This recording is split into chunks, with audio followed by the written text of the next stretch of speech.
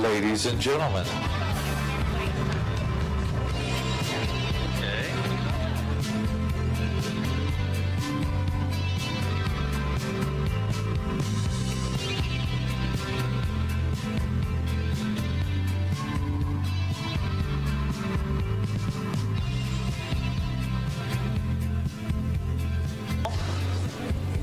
That's interesting. That's right.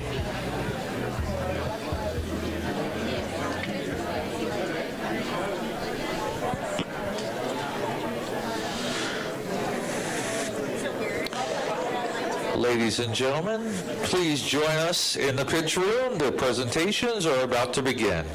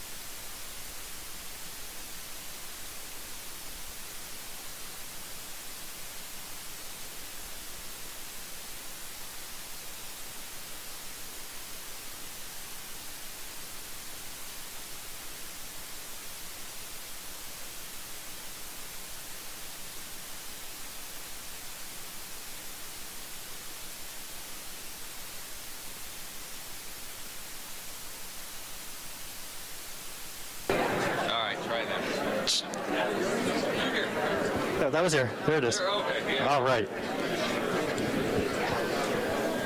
All right, everybody. Welcome to FoodBytes Boulder. All right, folks in the back, this is last call for you guys to come in and join us for the presentations. So come on in, you guys find a seat if you can get one. If not, stand around the corners. I'd like to take this moment to introduce to you Mr. Rajiv Singh. He's the CEO of Rabobank North America Wholesale. And thanks to Rajiv, we're here today. Rajiv. Thanks, Miles. And it's my pleasure to welcome you to our fifth FoodBytes event. And this is our first one in Boulder. When we started off FoodBytes back in San Francisco, one of the first things I thought, one of the ambitions we had was, if this works, I'd really love to do this in Boulder, in Brooklyn, and in Austin, because these are the foodie cities in North America. And so we did one in Brooklyn last year, we're doing Boulder now, and I hope we'll be in Austin sometime next year soon. But Boulder is special. Let me ask you, in terms of people in the audience, how many of you are from Boulder or the surrounding area? So quite a few, but quite a few are not. And for those of you who are not, I think you probably are already aware and envious of the fact that Boulder has won every possible shining, lifestyle award that's out there. It's been called the healthiest city in the U.S. It's the most bicycle-friendly city. It's the foodiest. I think that's very relevant for our event today. But it's also most recently Gallup did a survey and found that Boulder is the happiest city in the U.S. And there's obviously a reason for that. If you just look outside this window, you can see why this should be the happiest city here in the States. And the reason it's the happiest city is not just because of its location, but because of a lot of what goes on in and around here. And one of those things is that Boulder is the largest beer-producing triangle. It's in the largest beer-producing triangle in the world, with Miller Coors and 20, really excellent microbreweries around here. And then for a bank like Rabobank, which is Dutch in its origins, the kinds of things that we have here in Boulder, the bicycle-friendly nature of it, beer, the Dutch love their beer as well, and other recreational agri-products as well. So I think we have a clear affinity for a place like Boulder. But on top of all of that, Boulder has an ecosystem. It's also one of the metropolitan areas that has the highest concentration of startups. So I think if you look at the kinds of places we have had FoodBytes at, whether it's in the Bay Area, whether it's in Brooklyn, Boulder, or in the future in Austin, these are all cities that have few things in common. There's a love for food, and there's a community that works on innovation around food, but also there's an ecosystem of that supports startups here. And I think that's very important, because that's the reason we started FoodBytes. When Rabobank, when we were thinking about doing something with the startups, that arose from the fact that we have been in the business of supporting food entrepreneurs for over 110 years. We started off as a farmers cooperative, and we cover millions of food entrepreneurs today around the world. Of course, many of them are farmers, and those are the original food entrepreneurs. And we cover, we serve farmers not only here in North America, but in Australia and Brazil and Europe, everywhere in the world, where food production is important part of the economy. And what we found was that in order for us to serve our mission, which is to help make sure that we can find sustainable ways of feeding the population that we will have in the coming years, we found that working with the constituencies that we were working with, whether it's farmers on the farmland, we also work with very large food corporations in the world as well, starting with people who are close to the farm gate, like ADM, and they're one of the sponsors here, and we thank them for that, to people who bring that food to your tables in food service or retail, and Whole Foods is a sponsor. Through that whole chain, we found that it was a bit difficult for those two constituencies that we were concentrating on, for them to really act on the urgency that is needed to effect some of the changes in the food supply chain that we need to have an impact on very quickly. And that was driven by a number of factors, because we have, with both these constituencies, they have a lot of things in place. They have existing business models, they have assets in place, they have practices and networks that have built-in resilience, but also inertia as a result of long-standing practices that they have. So it's a bit more difficult for those established parties to really act quickly and effect those changes that we need in the food system. So we thought we will provide a platform for a group of entrepreneurs who are not encumbered by the weight of those either assets in place or networks or practices that they've been doing traditionally, or even business models that have been successful for them in the past. We'll provide a platform for entrepreneurs who will bring fresh ideas and use this platform not to validate those ideas, but not only to validate those ideas in front of an audience like this, but also find investors. We have a lot of investors here in the audience today, I'm glad to say. Find strategic partners, and a lot of them again are here whether in the judging panel or in the audience, or also potential customers and suppliers. So I think that's the goal for FoodBytes, and that's what we started off with back in San Francisco, and that continues to be our goal. And I hope we are reaching more and more of those people, whether you are coming here and presenting and trying to connect with investors, strategic partners, customers, or suppliers. We can help you do that. But also, if you are on the other side, trying to find the right ideas, trying to find the right teams, the right products and services, I hope you find this useful. So with that, I will hand back over to Miles. But a couple of things before I hand it back over to Miles.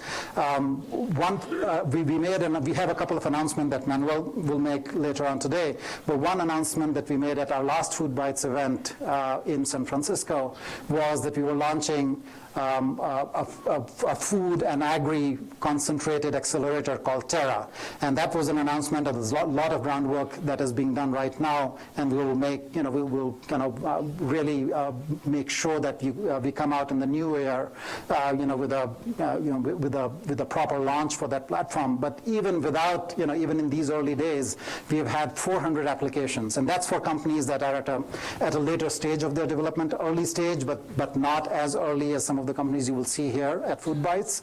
And we have already had from all over the world about 400 applications. About 5,000 people have already, without much fanfare in terms of publicity around it, have already looked at it. So I encourage all of you to look at that as well and see if that can fit into your plans. And the other thing I will say is that I'm glad that not only Boulder is a great location for this event, but this particular venue for our event has been wonderful for us. For those of you who have been at our other FoodByte events, we've never had the kind of display space that we have here. So this venue has given us the opportunity to have 25, all the companies that are going to be presenting here have a stall or a booth. So I would encourage, if you have not already sampled their products or ideas or services, please do so during the course of the day today. So with that, I hand back over to Miles, and I hope you all have an inspiring day today. See you, Miles. Awesome. Thank you, Rajiv. Right on. So good afternoon, everybody. My name is Miles Weisletter. I am the founder of SF New Tech. We are San Francisco's largest and longest running community group serving startups, giving them an opportunity to show off what they're working on. It's the birthplace of FoodBytes, and we're very proud to be here today. We've got an incredibly exciting day in front of us today. First off, I want everybody to put your hands in the air. There you go. Hands in the air. All right, and now everybody give your neighbor a high five. All right, you know what? You guys are at the center of the universe, the best place on the globe for food and ag today, so congratulations to you on that. Congratulations to you on that. All right, so I'm going to explain a little bit how this day is going to go down, okay? So bear with me. We've got a lot going on. We're going to hear from 10 companies that are each going to get the stage for 60 seconds to pitch to you. There are runners-up, after which we have 10 finalist companies that were selected out of over 150 applications that came in from 16 countries around the world, our most ever at FoodBytes. Each are going to get 5 minutes for a presentation and then 5 minutes for a Q&A where you'll have an opportunity to ask them questions. And this is all about the conversation, so please please raise your hand high. We'll have mic runners that'll find you. The interaction is super, super important. After the pitches, it's audience participation time. You'll get to vote for the company that you think is worthy of going home with the People's Choice Award. After the voting, we're going to hear from two of our esteemed alumni that have been on the FoodBytes stage in the past, and then we're going to give the award presentations that we're going to talk about a little bit later on. And that's not it. We also have the famous FoodBytes open mic. This is an opportunity for anybody in this room to pitch up on this stage for 60 seconds. We're limiting it to the first 20 companies, first come, first serve. I think we might have 3 or 4 slots left over, and if you're interested in that opportunity, there's a laptop right in the back over the, buddy, can you raise your hand in the back there, if he's there? Maybe not. There's a laptop on that black cocktail table that will take your application. We'll do 20, first come, first serve. Super exciting. Some housekeeping notes for y'all. If you haven't already, please download the mobile app for this event. This is highly interactive. In the mobile app, you'll be able to connect with other attendees. You'll get to read up on the companies and the sponsors and learn a little bit more about the program. To do so, just go to the Google Play Store and search on FoodBytes, or go to the App Store for iTunes, search on FoodBytes. The way you get in is you register with the email that you registered for your ticket today, and you plug in the password. Ready for this? FB Boulder, capital F, capital B, Boulder. So please, download the app, and you'll also be able to vote for the People's Choice through the app. So if you haven't done so already, please do that. Also, while you have your phones out, make sure you have them switched over to silent. We want to give the folks on stage here the utmost respect. They're going to be up here sweating it out, and the last thing they want to hear is your phone ringing. Hopefully you are using social media today, because we certainly are, if you notice the screens around the room. The hashtag for the event today is #FoodBytes. Your tweets might just show up on the monitors and around the world. We're also on Facebook, facebook.com/FoodBytes, over on Instagram at Rabo FoodBytes, and on Twitter @FoodBytes. So please tweet, post early and often. If you find you're tweeting too often that you run out of battery power in your machines and your devices, we have an awesome charging station located kind of halfway through the hallway there for your use, so you can plug in your devices there and charge them back up to get some juice. If you haven't already noticed, I'm sure you have, we provided you all with survival kit bags, so if you get hungry during the pitches, feel free to dive in. Goodies that you'll find inside of those bags are thanks to Whole Foods, Regrained, Alpine Start Foods, Chapul, Biddy, Quinn, Eat Dream Bee, Good Day Chocolate, Ola Momo, and Good Spread. Speaking of food, we have some awesome catering. Hopefully you got a chance to sample some of the catering in the back with outstanding ingredients thanks to our sponsor ADM, as well as from our amazing suppliers and demo companies past and present, including Frosted, Love the Wild, Sophie's Vegan Kitchen, The Honest Stand, Good Spread, Chapul, One Hop Kitchen, Alpine Coffee, Quinn, Biddy, Ola Momo, Regrained, Eat Dream Bee, and Good Day Chocolate. And we can't forget the cold beer, thanks to Boulder Beer, and the hot coffee, thanks to West Rock. So thanks to our suppliers and our demo companies for that. You guys can give them a round of applause if you want. Yes, community, awesome. Probably don't have to tell you this, but this is a completely no smoking campus, so no lighting up inside or out. We ask that you respect the space also. If you find you have trash, please dispose of it properly. There are compost and recycle bins around. Use your best guess on which goes where. Let's leave this place as clean as we found it. Sounds familiar, doesn't it, Colorado? Getting home tonight is easy if you didn't drive. Take advantage of our partner, Lyft, giving away 20% off of your next ride. Use the code FoodBytesBoulder. You'll find that information in the app also, in case you forget. And for those of you who are here from out of town, feel free to leverage our other transport partner, Green Ride, that's offering discounts of up to $3 per ride to and from the Denver airport. Go to foodbytesworld.com for more information on that. And their shuttle's going to the St. Julian Hotel, leaving at 6:30 p.m. right on Colorado Ave over here. If you're interested in that, talk to event staff, and they'll be able to help you out. All right, so I'm pleased to kick off this event with our 60-second pitches. We've got 10 amazing companies that were hand-selected. They're our runners-up. And the order of these companies is as follows. We'll hear from Frosted, Algama, Cowlar, Good Spread, Farm Razor, Vive Organic, Alfreya, Arizona Urban Organic Veggies, Alpine Start Foods, and Antigrain Foods. So without further ado, I'd like to welcome Frosted onto the stage.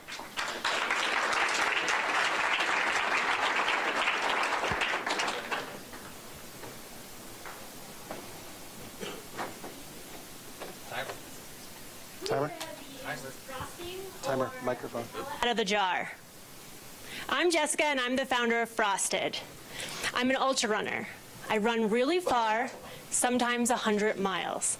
And I had a hard time finding post-run snacks that didn't have artificial ingredients or ingredients that I didn't understand. So I created Frosted, a natural coconut oil snack frosting. You could think of it as a better-for-you cookie butter, frosting, or Nutella. Do you know better-for-you products accounted for 70% of the growth of 15 major brands from 2007 to 2011? And the healthy ingredient snack market is going to be a $24.5 billion market by 2020. Frosted is vegan, dairy-free, gluten-free, and the perfect healthy alternative for your family and anybody with a sweet tooth. Thanks, guys.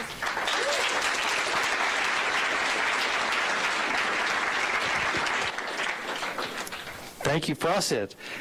And next up, let's welcome on stage Algama.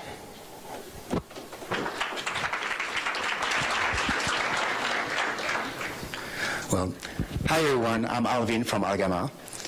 Well, I love food. I'm crazy about food. And I'm looking for something a little bit better for me right now and better for the planet.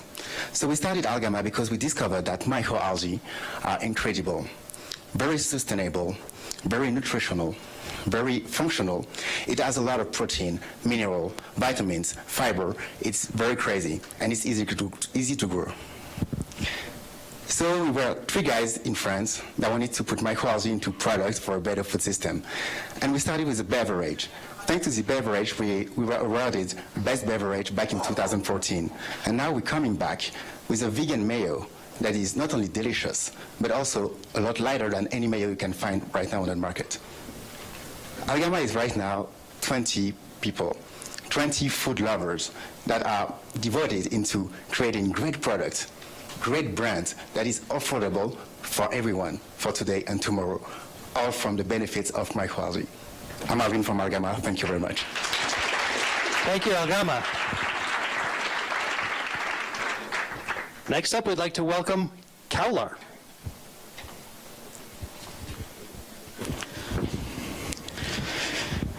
Did you know that dairy farmers sell over $1 trillion worth of milk every year?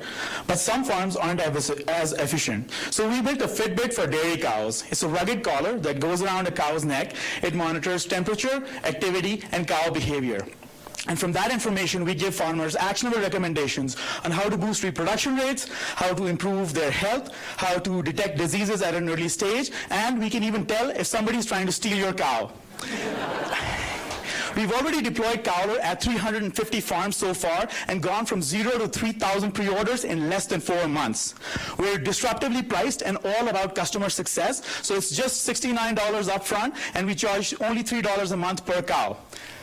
We're the only product in the market right now that's addressing the true pain points for dairy farmers, and you can go to cowlar.com right now and order your pre-order your unit today. My name is Omar. I'm the CEO of Cowlar. Please come and talk to me if you're interested in dairy cows. Thank you. Thank you, Cowlar. Next up, let's welcome Good Spread.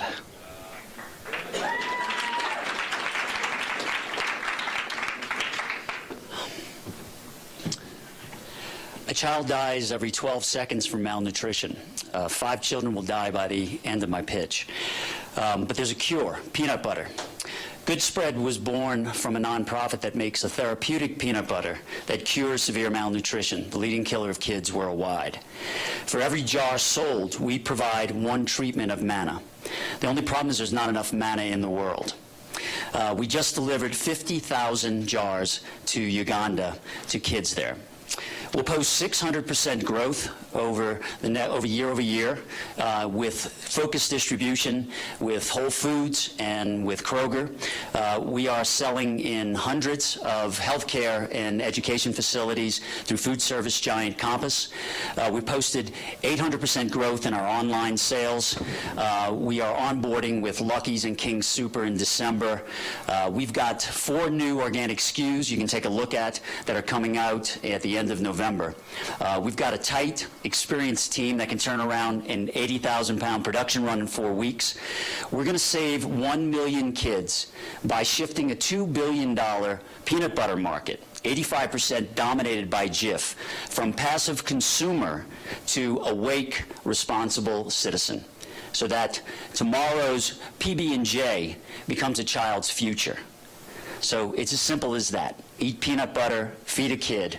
Let's eat together.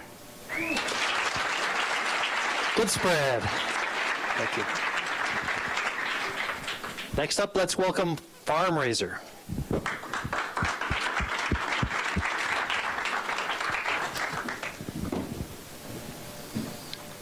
So Farm Raiser is a platform and service that connects amazing vendors like that with schools and other groups that want to raise money by selling those products for their causes.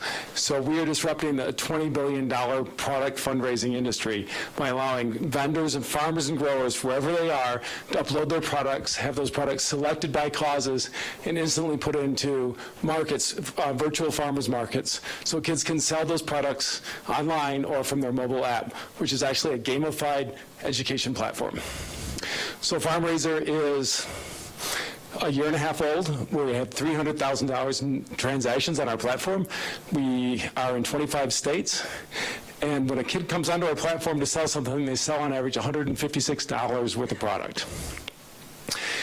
We have raised $500,000 to get this going over the last 2 years, and we're in a round right now for our first priced equity round. So I would invite anyone here interested in making a tremendous impact and joining a high growth company to come join us and help fuel people's causes by joining the sustainable food movement.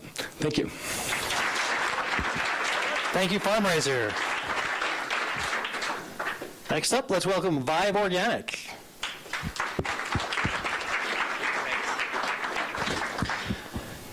Hi everyone, my name is Wyatt Taubman and I'm the CEO and co-founder of Vive Organic, a line of organic, non-GMO and cold-pressed wellness shots. As probably everybody here knows, the wellness shot trend has been gaining significant momentum in juice bars across the country and internationally over the last several years. We launched our line of wellness shots in the natural and the food services channel earlier this year, and in our natural accounts we are hitting velocities higher than brands like Kavita, and in our food services accounts we are the top grossing item. In the last 10 weeks, we over 5x'd our revenue. We are doing about $17,000 per month now, and we are ahead of plan to hit $67,000 per month by the end of April in just Southern California.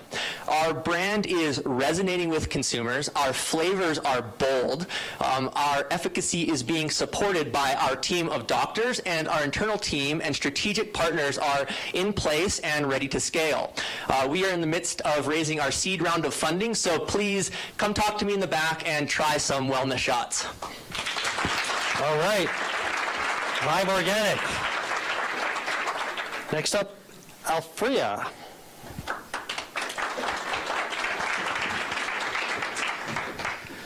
All right, who's wanted to grow their own food but found that it wasn't easy? So I'm David Wagstaff. I'm co-founder of Alfrea. I've started 2 other businesses and was able to sell them. So did you know that there are 42 million Americans growing some part of their own food today? The local food movement is $12 billion and growing by over 12% a year. But it's not easy. The problem is if you want to grow your own food but you lack land, time, or experience, where do you go to find those things? So at Alfrea, we provide an online marketplace connecting those people who have extra land, are willing to offer services, are willing to help you grow with those who need it. We connect the supply side and the demand side to create a marketplace so that you can help yourself grow food or help a neighbor grow food. Our route to market is through strategic partnerships. We're building strategic partnerships with organizations like Public Health Management Corporation and their out-of-school program, where they have 17,000 youth and 2,000 employees. We've connected with the Food Trust and a lot of other organizations where we're going to pull on board a whole group of providers all at once.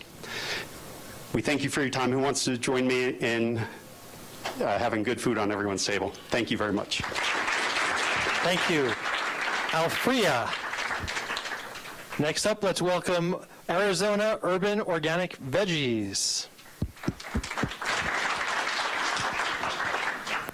Good afternoon. My name is Tim Amlaw. I'm with Arizona Urban Organic Veggie, and our goal is to end food deserts in Arizona in the next 5 years and food deserts in the United States in the next 10 years. And how we go about that is we built the largest manufacturing pipe in the world for vertical hydroponic growing facilities. We're deploying the first one of those facilities. Our largest is a $6 million facility, CapEx.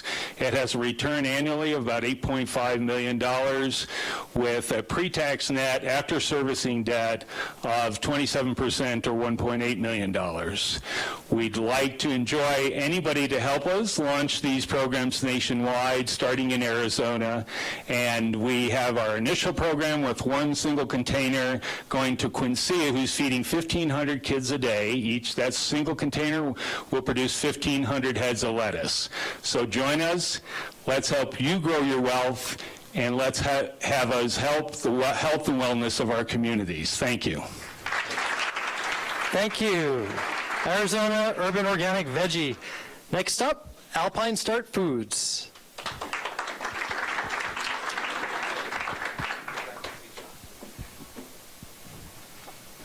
Hi, I'm Alex. I'm a co-founder at Alpine Start, a good-tasting, high-quality instant coffee. I have an amazing business partner, and together we created this idea because we were sick of drinking bad instant coffee. The problem? The market is sleepy in terms of brands and innovation. The opportunity? It's a $1 billion segment with double-digit growth, with little to no organic or sustainable options, and honestly, the consumer experience is pretty outdated. But we can fix that, and we are waking up the sleepy category. Alpine Start launched 6 months ago, and since we launched, we have doubled our sales every month. We have a sharp channel strategy, high margin, and a killer team. So please, come try for yourself an instant coffee that actually tastes good, has a sustainable story, and that you can enjoy no matter where you are.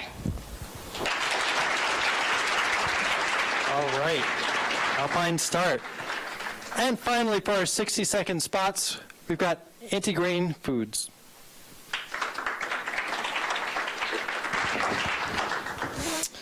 Food allergies are on the rise in the U.S. Unfortunately, that means 1 in every 13 children are living without at least one ingredient in their lives. I think for all of us, that means that the foods that we can actually enjoy together are decreasing. My wife and I started Anti-Grain Foods almost 2 years ago, creating cooking and baking ingredients so that we can all enjoy and thrive off the foods that we eat. We've got good traction with our fruit and vegetable-based flours that have been in market in Whole Foods and online for almost 2 years. And one question we get all the time from our customers is, what do you use to replace eggs in your recipes? Another common allergen. We didn't have a good answer. We couldn't recommend any of the egg substitutes currently on the shelves that are just littered with allergens, modified starches, and other inflammatory ingredients. So we created our own out of organic fruit. And it is the trifecta of dried vegan egg substitutes. It binds, coats, and emulsifies just like an egg. And best of all, it's made from spent apples, upsourced from the waste of the U.S. juice and cider industry. I invite you all to have a taste of our new egg substitute in the form of gingerbread. Thanks. All right, Anti-Grain. All right, so that concludes our 60-second pitches. What do you think? Not bad. We're just getting started. Before I introduce Manuel Gonzalez, I just want to quickly say, if you're tweeting, now's a good chance to invite all your friends and family or whoever your followers are to join us in this room right now. We're streaming this live. All they need to do is visit foodbytesworld.com and they'll find a link to the live stream. Go ahead. #FoodBytes. And without further ado, I want to welcome Manuel Gonzalez. He's Rabobank's head of startup innovation in North America and the man behind FoodBytes, who helped create FoodBytes on the premise that business starts with a conversation, usually over food and drinks. Manuel Gonzalez.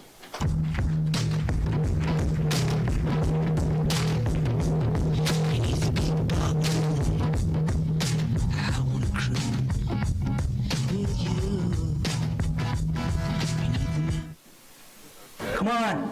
Oh, now they can hear me. Yeah. Okay, I thought we had solved this yesterday. That's fine. My name is Manuel. I work for Rabobank. Thank you all for coming. Welcome to FoodBytes Boulder. So this is our 5th event in 18 months, just over 18 months, and we keep on growing. So I'm just going to give you a little bit of news on what's going on in Rabobank and in FoodBytes. So we've had in FoodBytes Boulder over 154 companies applying to pitch, and over 350 people registered to attend. After this event, we will have had over 700 applications through all of the FoodBytes that we've had over these 18 months, and over 1,000 people registered to attend. Now let me tell you this, and truly, when we first started FoodBytes, we thought this was just going to be drinks with friends. And now, look at this. Oh, that was bad. So I'm just going to give you 4 messages, and then I'm going to give you just 3 announcements. 4 messages, very simple. First, growth comes from innovation. Second, waste. How much we waste and what we consider to be waste has a huge impact in the world. Third, choice. The choices that we make have an impact on our health, but also in the environment. Fourth, growth and social relevance are the recurring themes in FoodBytes. The people that we're going to hear of today, and all the entrepreneurs that are appearing around the globe every day, are the ones that are driving growth, and they're ones that are finding the solutions for food and agriculture. And this is really at the core of why we do FoodBytes, and this is really at the center of Rabobank's Banking for Food strategy. Now let's talk about growth again. 2 facts, very simple. 85% of GDP growth comes from innovation. And second, if you don't believe this, just think about this. There was a recent study from Nielsen that showed that the top 25 food and beverage companies only drive 3% of category growth. And the long tail of companies below the top 100% drive 49% of category growth. Just think about that. They're growing 6,000 times faster than the top companies. Let's go back to waste. More than 1/3 of the food that is being produced in the world is wasted. The solution to the access to food for people and regions that have shortages is probably closer to the reduction of waste and the changing the perception of what food is, what waste is, than in producing more. And now choices. The way we experience food and the way we choose food is impacted by how or what we understand to be where food is produced, how it is produced, and who produces it. The journey between where and our plate is really very important, and it impacts our choices. Just think about one example. Eating local has vast benefits. Benefits for the communities that produce the food, but also benefits because it reduces our global footprint. And these are the messages that we're going to hear from the people that are going to be in the stage now. And these are the messages that we just heard from these sensational 60-second companies. And these are the messages that we heard and we will hear from Love the Wild and Macro Technologies, who are our alumni from FoodBytes. Now I'm just going to make 3 announcements. The first one, we all know that next week there's going to be a big event, and that can change everybody's life.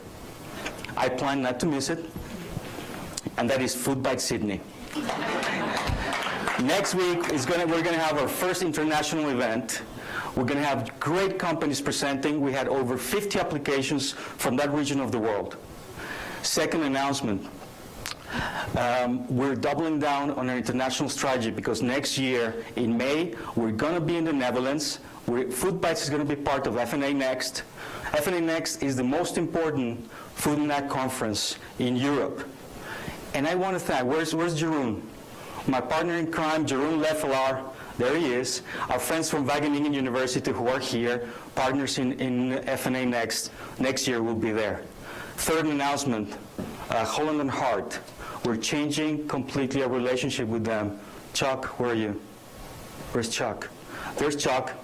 Chuck, the answer is yes to what you asked yesterday. They are going to be our sponsor for all of our U.S. events next year.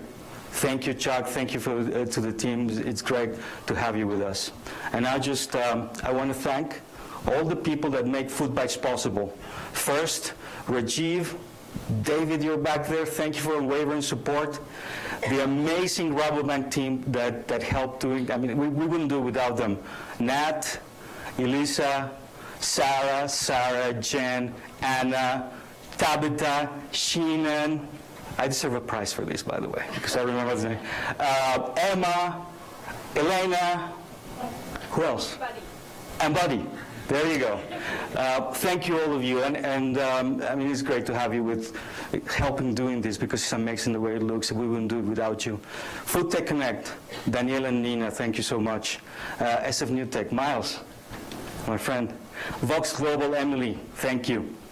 Our sponsors, Whole Foods, thank you so much. Our presenting sponsor 2016, Betsy, Heather, Travis, David. Holland Hart, again, Chuck, you were a mentor yesterday, thank you. ADM, new sponsor for this event. Thank you for all the help. Dina and Karen, and the great ingredients we had today with the food. Thank you so much. Nucleus Maximus, Adam, also a mentor yesterday. Boulder Food Group. Thank you, Tom, Tyler, Dayton. Our official suppliers, Boulder Beer, we're all fans. Thank you. West Rock Coffee Company, thank you for keeping us awake. And finally, our venue partner, thank you so much to Colorado University, the Folsom Field team, Caitlin and Brett. Yeah, so all of you. And finally, the judges, Darcy from Whole Foods, thank you. Rob, Akfunder, Robin. I mean, let me tell you, she wrote a great book called The Unhealthy Truth. You should all read it. And also she's the founder of Allergy Kids Foundation. It's an honor to have you. Thank you so much.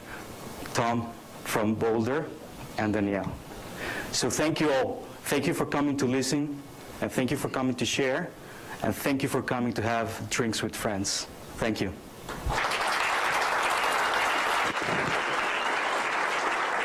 Thank you, Manuel. Manuel Gonzalez, everybody.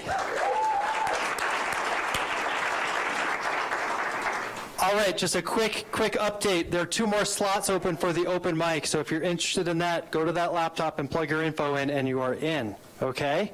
Now's the time we get serious. This is the time for our 5-minute presentations, and we have a great crop of companies for you today.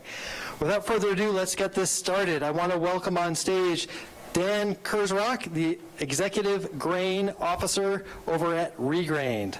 Dan. Thank you, Miles. Hello, everybody. My name is Dan. I'm the Executive Grain Officer at Regrained. It's a very serious title. At Regrained, we are at the forefront of a food revolution. 40% of all the food that we grow is wasted. And we aren't just talking about squandering the resources that it took to grow this food or the calories that this food could have provided, but it's actually a massive business opportunity and one that some analysts are calling the modern-day gold rush for food. So at Regrained, we are obsessed with finding latent value at the end of food supply chains and creating ingredients that we believe are capable of transforming our food system.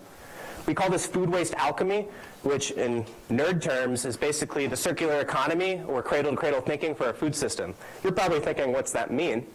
Well, as my shirt very subtly suggests, we're turning beer into food. Why are we turning beer into food? Thanks for asking. It turns out that the beer brewing process creates a massive amount of edible waste, about a pound of grain for every 6-pack of beer. Now, this grain is considered spent by the industry because it can no longer be used to make more beer, but it's actually very high in protein and in fiber. And we think there's a lot that's worth saving. Historically, brewers and farmers for millennia have enjoyed a relationship where they are able to take the grain from the brewers and feed it to animals and whatnot, but this is all changing. Why? Because of our love for beer, and specifically for our growing taste for craft beer. In the US, we consume about 6.3 billion gallons of beer every year. 2 new breweries opened up a day. Many of these new breweries are opening up in urban environments, which is completely changing the ecosystem of how these breweries operate. So 6.3 billion gallons of beer in terms of grain, what does that mean? Well, if we were to turn it into an ingredient, it could create 34 loaves of bread for every American every year. Or to put it in sweeter terms, that's 1,362 cookies each. My partner in Jordan and I started Regrained as undergraduate home brewers. United, we're childhood friends, united by a love for the outdoors, for sustainability, for food, and of course for beer. Now that hunch that we could take this byproduct from our hobby and create something delicious has continued to be compelling. Originally, honestly, we just wanted to make some fresh baked loaves of bread, sell them to friends, and be able to brew beer for free. But this rise in craft beer has created a much broader opportunity that we're very excited about. We've brought our first product line to market, which you can try today. You'll have it in your bags. We've got Eat Beer bars. There's a stout, which is chocolate and coffee, and an IPA, which is honey and cinnamon. This pairs, it showcases our ingredient with other all-natural, wholesome ingredients wrapped in a compostable film because we can't be reducing food waste and increasing landfill. And we have been very humbled by the traction that we've been receiving with the bars so far. We crowdfunded about $30,000 earlier this year. The retailer Target selected us for an innovation award at a pitch competition. Burt's Bees awarded us a grant for a natural products launch pad that we're doing. And this is really just the beginning of what we're trying to do. From farm to foam to food is how we think about this, and we're interested in pioneering all of the applications of this ingredient, simultaneously reducing waste and feeding people. But before we get ahead of ourselves, let's talk a little bit about why Regrained. So in terms of nutrition, this stuff has actually about as much protein as almonds, close to twice that of quinoa, and more than 3 times the dietary fiber of oats. As a baking ingredient, it's highly functional. Now this is really important. A lot of these other adjunct ingredients actually don't perform very well in high ratios when used in baking, but this can be used very similar to a whole wheat flour. As an upcycled ingredient in terms of planetary impact, it's in a league of its own, and because we're harvesting it from the byproduct of another industry, it can be incredibly cost competitive as well. Most importantly is flavor. We want to make the right thing the easy thing. We're not trying to sell the virtue of what we're doing here. We want to create delicious products. Ultimately, that's going to be for you to decide, and we'd love for you to come up to me later and tell me what you think of the bars. So we're super stoked on the growth of our bar business. It's growing rather quickly. We see it as a way of introducing people to our concept, as well as generating revenue today to fund some of the other initiatives that we're doing. Last month, we sold about 10,000 bars. We're just mostly through online and through food service. We're just starting to get into retail, and we do have some interest from some national players like Trader Joe's that we hope to service in the next year once we build capacity to do so. But bigger picture, beyond the bars, as I keep suggesting, we're trying to create an ingredient that can be used in a broad range of applications. This is something that we call beer flour, and these products that you're seeing on the screen, cookies, some banana bread, some crackers, we've actually made those. And this, there's many applications that we're super excited to bring to market. But there's also the potential of entering the supply chain of other food producers. And this is not just a hypothetical. We've already been approached by several food manufacturers who are interested in using Regrained in their products. If we only had the capacity to fulfill it, this would be tens of thousands of pounds on the low end per month per account for these wholesale accounts. So to get there, we're thrilled to announce that we've actually partnered with the U.S. Department of Agriculture. They've got scientists and they've got engineers that are working with us to invent technology that will allow us to scale this business. And considering the billions of pounds of grain that are used by the beer industry every year, this business does have enterprise scale potential. We're really inspired to build a company that will thrive by enabling our urban ecosystem to do more with less. Food waste alchemy is the future. We really think it represents a delicious business imperative. But don't just think about it, chew on it. Cheers. Thank you. All right, Dan, thank you so much. Good stuff. We're going to start the questioning with Tom from Boulder Food Group. Yeah. You're not done, dude. Yay. Really great job. Thank you. Your mic's not. Is it on now? It takes 3 seconds for us to turn it on. Hello? Hello? Is it on? I don't know. I can stand really closely to you. Hello? All right, here we go. Dan, great job. I think your story and the idea is incredible. I would love to hear a little bit about the efficiency of the use of the product. You know, I know there's a lot of components that make up food products, and taste is paramount. Right. And clearly 100% of the product can't be spent grain. So can you talk, and I don't need the recipe necessarily, but can you enlighten us a little bit about that? Yeah, absolutely. So the bars themselves are about 30% grain by volume, and we've paired them with other ingredients like puffed quinoa, puffed brown rice, oats, honey, you know, everything's very recognizable because that is the full product. And that's one of the reasons actually that we're really excited about the flour product, and actually the extension of that would be a protein powder, which would be 100% of this. And then we can get to the point where we're actually a two-sided platform for the breweries, where right now we take honestly a small percentage of a handful of breweries' grain. We want to take all the grain from every urban brewery that doesn't have something better to do with it, and so finding those applications like with the flour and with the protein powder, we'll use even more of it. Thank you. Yeah. All right, folks, hands up high if you have questions, and we'll find you.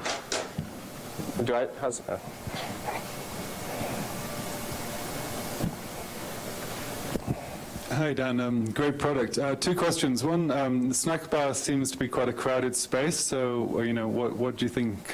What made you choose that category? And do you have to be 21 and over to buy your product? Well, yeah, great questions. I'll start with the second one. It's our most common question. These products do not contain alcohol. Alcohol comes from the sugar that's taken from the grain. That all ends up in the beer. So this is totally kid-friendly product. You don't have to be 21. It does pair well with some beers, though. So in terms of bars, you're right, it is a super crowded category, but compared to fresh-baked loaves of bread, which is what we were originally making, it felt a lot more feasible. We were doing this, you got to remember that we started by doing this without any funding, just cooking out of our kitchen, doing farmers markets, things like that. So with bars, we could make a lot of them, we could package them, they had a reasonable shelf life, and when we made our first bars, the category was at the beginning stages of growing. So we agree, it's a really saturated category, and we're really excited about not just being a bar company, but we do feel it's a really accessible product that people can learn about what we're doing through. Hands up high. Hello? Yeah. What about building a route to be able to pick up all of this regrain at scale from all of the microbreweries around the country? Yeah, how will we do that? Yeah, so we're focused on urban breweries right now, San Francisco specifically, which is a 49 square mile city where there's more breweries than neighborhoods. There's more than 30 breweries. Almost all of these breweries are concentrating their brew days Tuesday through Thursday, and they all grain out around a similar time. And so we're looking at different models in terms of like, do we pick it up and take it to a centralized location, or do we have a mobile operation, or do we have something that lives at the brewery? And that's a big piece of our research with the U.S. Department of Agriculture.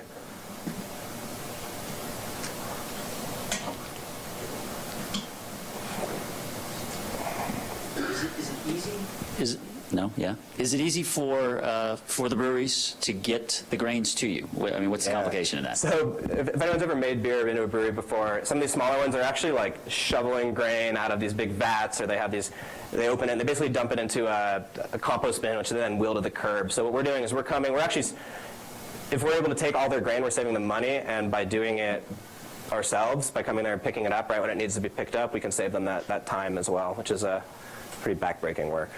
Yeah. Another minute and a half for questions up front. Just a quick question on sort of pricing of your, at the baking ingredient level. What would you forecast pricing in comparison to baking flour? Yeah, so we call it flour because it can be used like a flour.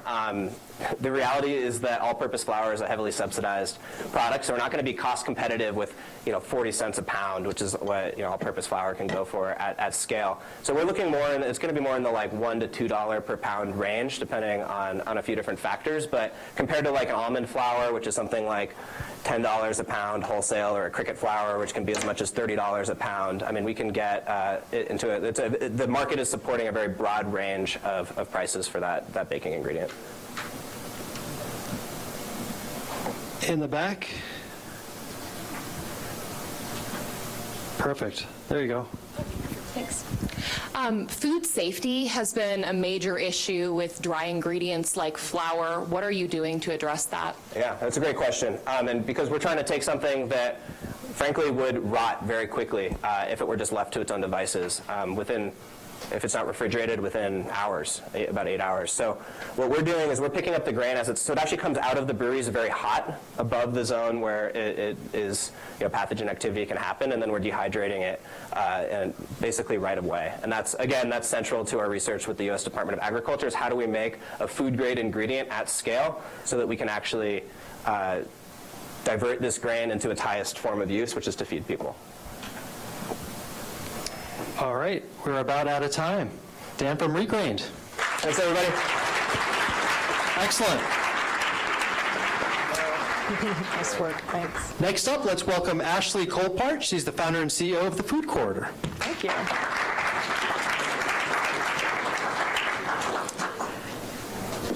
Meet Mike. Mike owns Basil Doc's Pizza, and his pizza parlor is bustling from 4 p.m. to 11 p.m. 7 days a week. But Mike has a problem. You see, his fully equipped licensed commercial kitchen is sitting idle from 7 a.m. to 3 p.m. every day. That's over 40 hours a week and potentially $5,000 a week in potential revenues he's leaving on the table. Now meet Kathy. Kathy owns Modern Gingham Preserves, a delicious jam company that uses local stone fruit. Kathy's a one-woman operation, but she also has a problem. You see, by law, she's required to produce food in a licensed commercial kitchen, and those can cost anywhere between $150,000 and $500,000 to build. Without access to a commercial space, Kathy's business is at risk of failure. We're here to help. The Food Corridor connects Mike with Kathy, and now both businesses are thriving. You see, we live in a world where access to assets is more important than ownership. Think of Uber for a car, or Airbnb for a place to stay. Now think of the Food Corridor for commercial kitchens. The Food Corridor is the first online marketplace connecting underutilized commercial kitchen assets with the food entrepreneurs that need them most, helping local food economies to scale. So how does it work? An entrepreneur like Kathy comes to the site, fills out a profile, she uploads her business license, her insurance, and her food handler card, handling all compliance issues and becoming verified within the platform. She's then able to search by place or by specific storage, like freezer storage, equipment, like a convection oven, or product specification, like gluten-free. She can then find time that works on her calendar and book directly through the platform and focus on what's really important, growing and scaling her business. So before, commercial kitchen space was sitting idle between 55 and 90% of the time at places you wouldn't normally think, like school districts or churches. Now we are untapping revenues in the millions. Before, people were illegally producing food in their home, causing major risks to food safety. Now, people can access a clean and licensed space on demand. Before, people were looking in stagnant directories and word of mouth to find these spaces. Now they can find a pre-screened space on demand. And before, 9 out of 10 food businesses failed. Using our ecosystem, we're leveraging the platform to help support food business entrepreneurs. So this problem has existed for decades, but we are the solution. And we know this because we know our client. The Food Corridor is a result of my dissertation research at CSU, where I did a survey of 140 shared use kitchens nationally who wanted a home, which we created the Network for Incubator and Commissary Kitchens to support the industry. This is a strategic part of our customer acquisition and distribution plan. We also have amazing traction. Since we launched only 4 months ago, we have converted 80% of our beta testers to clients. We had over 700 hours billed on the platform. We have over 500 food business accounts that have been created organically. And we've won $30,000 in pitch competitions, bootstrapping the company. This is just a few of the kitchens that are currently powered by the Food Corridor, including one here in Boulder, Colorado, Nikki with Salad Ground Kitchen, who says, the Food Corridor helps us to manage, schedule, invoice, and bill all in one place. It frees me up to nurture our food business clients. So is it working? You bet it is. In 4 short months, we've built $38,000 on the platform and saw 145% growth in just the last month. So we're seizing this market opportunity. We're first focusing on the supply side because we know it's hard to build a marketplace. We're using SaaS platform to bring in revenues while we focus, and then focus on growth in the next 2 to 3 years with the food marketplace. And finally, we hope to leverage that platform by focusing on services and partnerships to help elevate the ecosystem of food entrepreneurship. We have an amazing team that's been executing on this. I'm Ashley Colpart, 15 years of deep industry knowledge in the food space. Dan Moore is my co-founder, tech co-founder, 15 years experience in software development, and a co-founder with 20 years experience in strategy and corporate strategy and finance. So we are revolutionizing sustainable food systems by scaling up local food. Welcome to the access economy. Thank you. Thank you, Ashley. Very nice. Robin. So I love what you guys are doing because you are helping build a really robust food economy. You're supporting local food entrepreneurs and startups. You're also helping to solve a problem for those owners. One of the points that you touched on is you had 80% conversion from the beta kitchens. And I'm wondering, for the 20% that didn't, what was it? You know, because I think the responsibility ultimately falls on that owner to ensure that there's safety and regulatory things that are met. So I'm wondering. Yeah, so some of the reasons they didn't come on were they just weren't ready, or we weren't in a density of area that they wanted to be.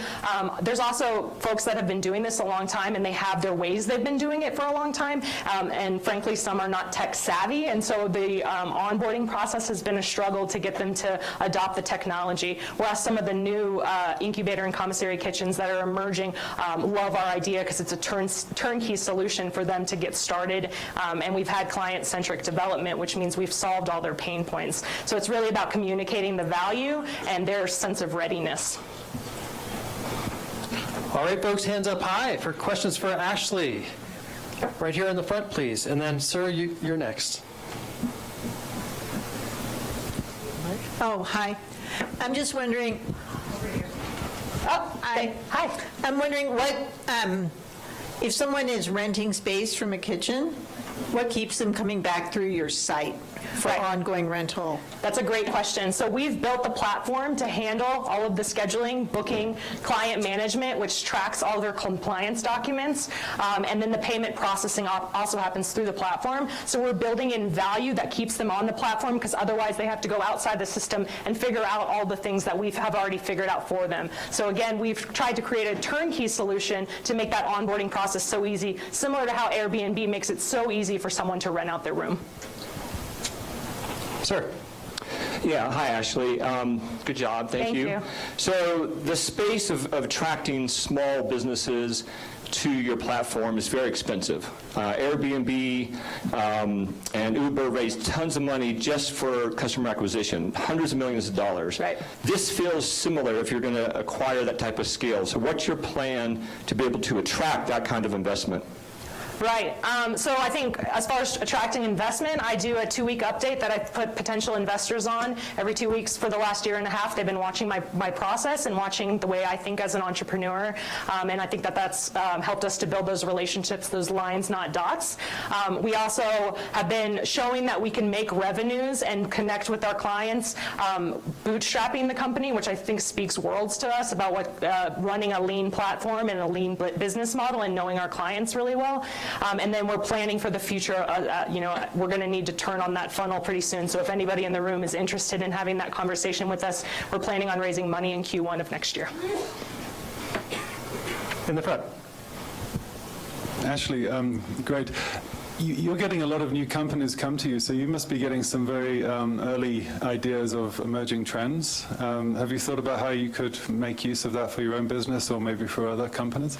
Yeah, I'm glad you asked that question. So we are collecting a ton of market data and really niche market data about emerging trends. And so we were able to see what pockets of food entrepreneurship are starting to emerge and what types of products are emerging. So I've been thinking a lot about how we might be able to monetize the data or make partnerships, potentially potentially with some of these food incubators that are looking for options to connect with the next emerging trends. So for us, we want to become a pipeline of innovation that has all those ecosystem services, not just connecting kitchens with clients, but also feeding the ecosystem, and that's data, I think, is a huge part of that.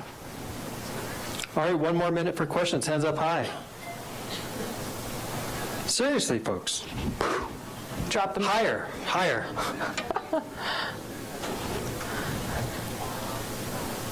Maybe you shared this and I missed it, but what's kind of the geographic scope of where this is available right now, and what's kind of the plan to roll that out, and what are the limitations in that? It's a great question. So we are located here in Colorado, so we have a lot of relationships here in northern Colorado, Boulder, and Denver. That said, we're focusing right now on the niche market of the shared use kitchens, the incubator and commissary kitchens. So we've built that network. We have 550 members in our NIC group, which has essentially created our customer list, and we're going after that target first to get 100 on board in a year, and those are located across the country. So we're really trying to build up the supply side of the business model who's already doing this, because they are the easiest people to onboard, and then start focusing more on the marginal assets, doing it by a city-by-city plan. All right, Ashley, the food corridor. Thank you so much. Thank you. Just a quick note. The open mic is closed. There was a gentleman who wanted to get on board, and I said we were all done. However, it looks like we did have that one spot. So if you want to find me, yeah, come on up this way. Now we're all done. Thank you. All right. Next up, I'd like to welcome Tom Schultz. He's the CEO of Fresh Surety. Hi, I'm Tom Schultz, President and CEO of Fresh Surety. The fresh produce industry is a $600 billion business that loses 30% of its product between farm and table. It's a $200 billion problem that we all have to live with. However, it's also a valuable product. For example, a truckload of strawberries is worth $30,000 to $60,000, or nothing if the product isn't fresh. And that's the rub, how to determine managed fresh product. Fresh product isn't reliably good. When you go to a supermarket, what do you see? You see all the product laid on tables. Why? Because consumers don't trust the grocer to give them fresh product. The irony is that visual inspection doesn't work. 75% of the quality, 50% of the shelf life is gone before you can see it on the outside, because fruit spoils from the inside out. There is a way to determine fresh product, and that is to measure the respiration rate of the fruit or vegetable. And what that means is that fresh produce is living, and so it breathes, and as it gets older, the respiration declines in a very predictable pattern. What we do is we measure the respiration rates of the produce, and we attach it to the model, and we can tell categorically what the freshness and what the shelf life is of individual cartons anywhere in the world using electronic sensors. Let me give you an example. Oops. This is a small, about the size of a golf ball sensor. It's a RFID technology. Costs about 50 cents. It has the ability to measure the metabolites that are associated with respiration. You simply put it into a carton, here it is in the middle, and it's ready to go. The other thing you need to have is what we call a coordinator. What this is an antenna that's stuck into the side of the pallet.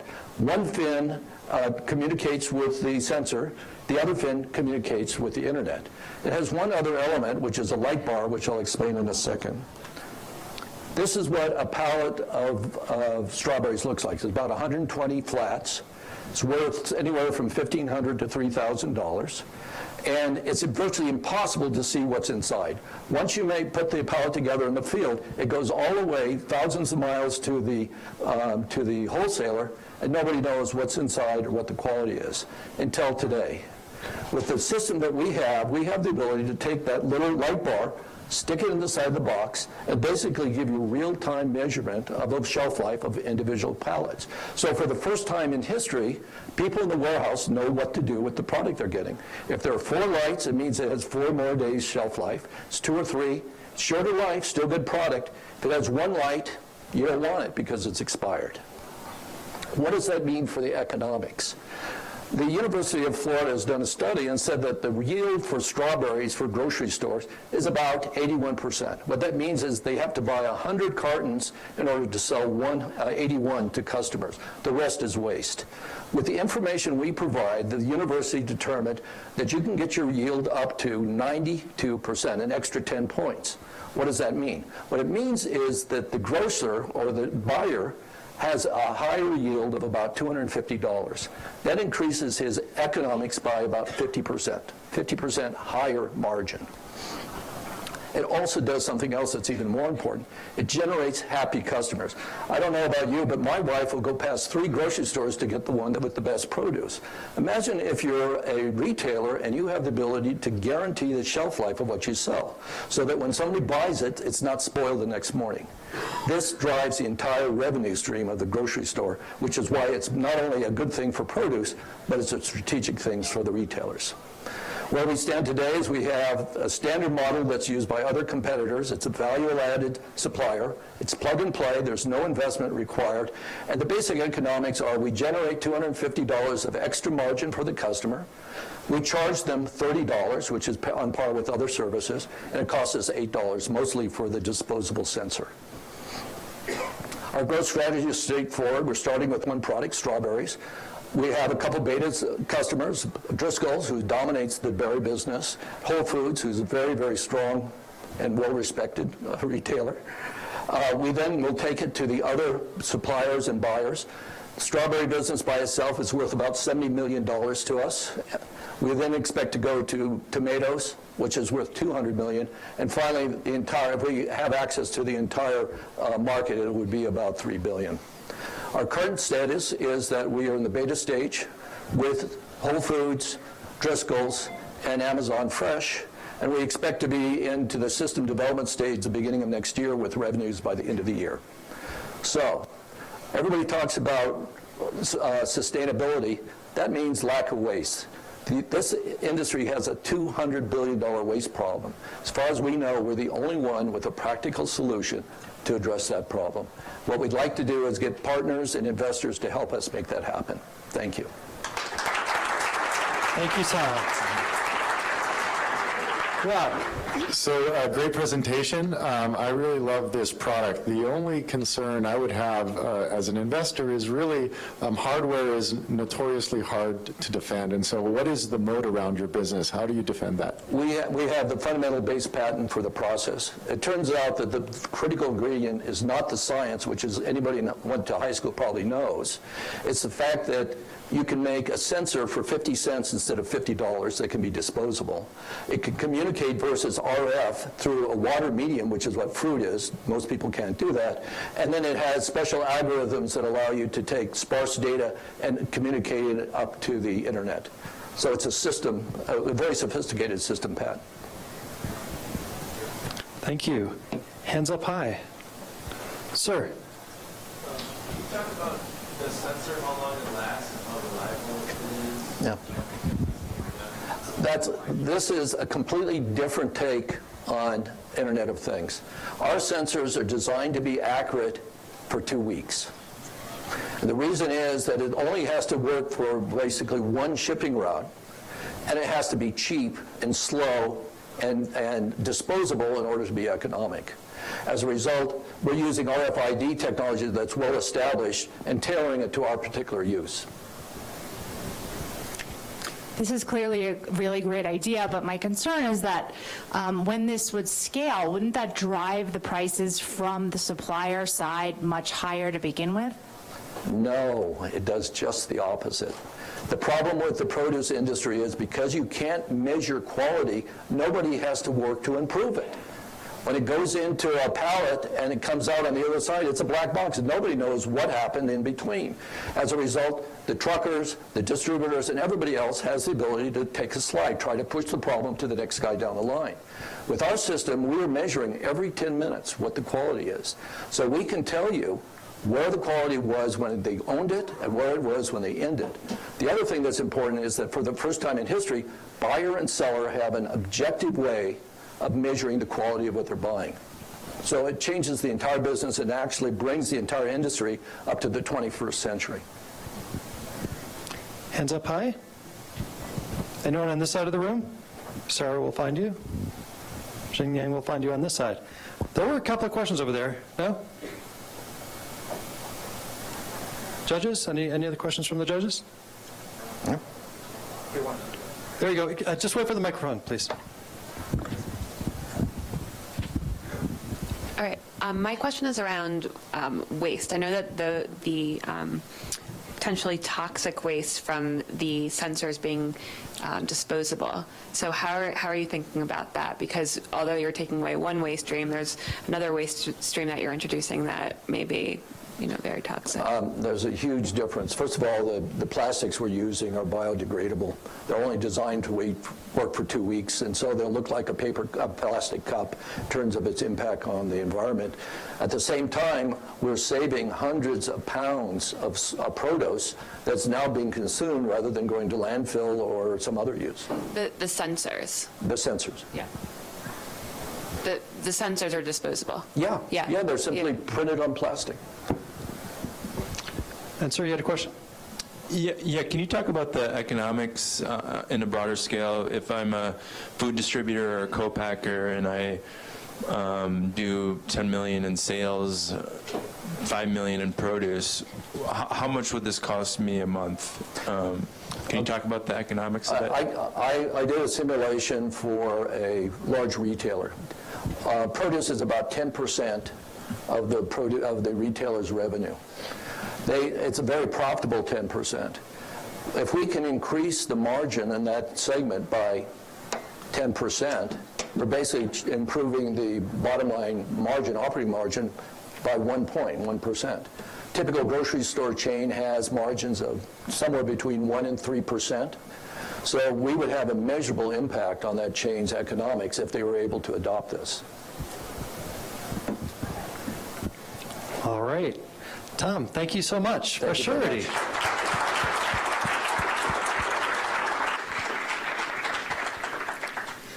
Next up, let's welcome Alex Caroni. She's the co-founder of The Honest Stand.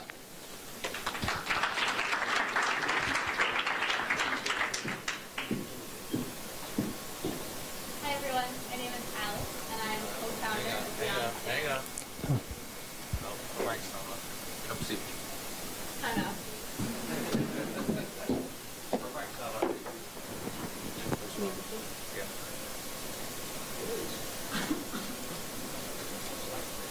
Really fine. Okay, take 2. How about now? Yeah? Awesome. So I'm Alex. I'm co-founder of The Honest Stand. In 2010, I was diagnosed with celiac disease, which I quickly found out means I'm allergic to gluten. And like roughly 50% of folks with a gluten allergy intolerance, I'm also allergic to one of the main proteins in dairy. I was a college kid eating mostly Kraft macaroni and cheese. I had a big problem, and I do what many of us do when we have a crisis. I called my mama and asked her for help. So together we came up with a sauce that was made from organic potatoes, carrots, onions, and cashews that allowed me to replace the dairy in my macaroni and cheese. And I threw this over some gluten-free pasta, and I was able to fool my partner, Jeremy. And at that point, I knew I was really onto something. In 2014, Jeremy and I co-founded The Honest Stand, where we're taking plants and turning them into convenient comfort foods. We currently offer a line of dairy-free sauces. We've got an Alfredo sauce made from just organic vegetables, nuts, lime juice, and seasonings, a blue cheese dressing, a nacho dip, and a smoked cheddar-style sauce. It turns out our timing was pretty great. We're solving 3 major problems here at The Honest Stand, and the first is demand. About 20% of U.S. consumers report that they're actively seeking out gluten-free ingredients. 59% of U.S. folks say that a vegan label is either somewhat or very important to them. 2.5% of the population is considered vegan. And 60% of folks in the U.S. are dairy sensitive, which makes up a $100 million market. We're not the only ones that know this. 2014, So Delicious was acquired by White Wave for over $180 million. Rudy's was picked up by Hanes Celestial Group that same year for $61.3 million. And as many of us here in Boulder probably know, Justin's was recently acquired by Hormel for about $286 million.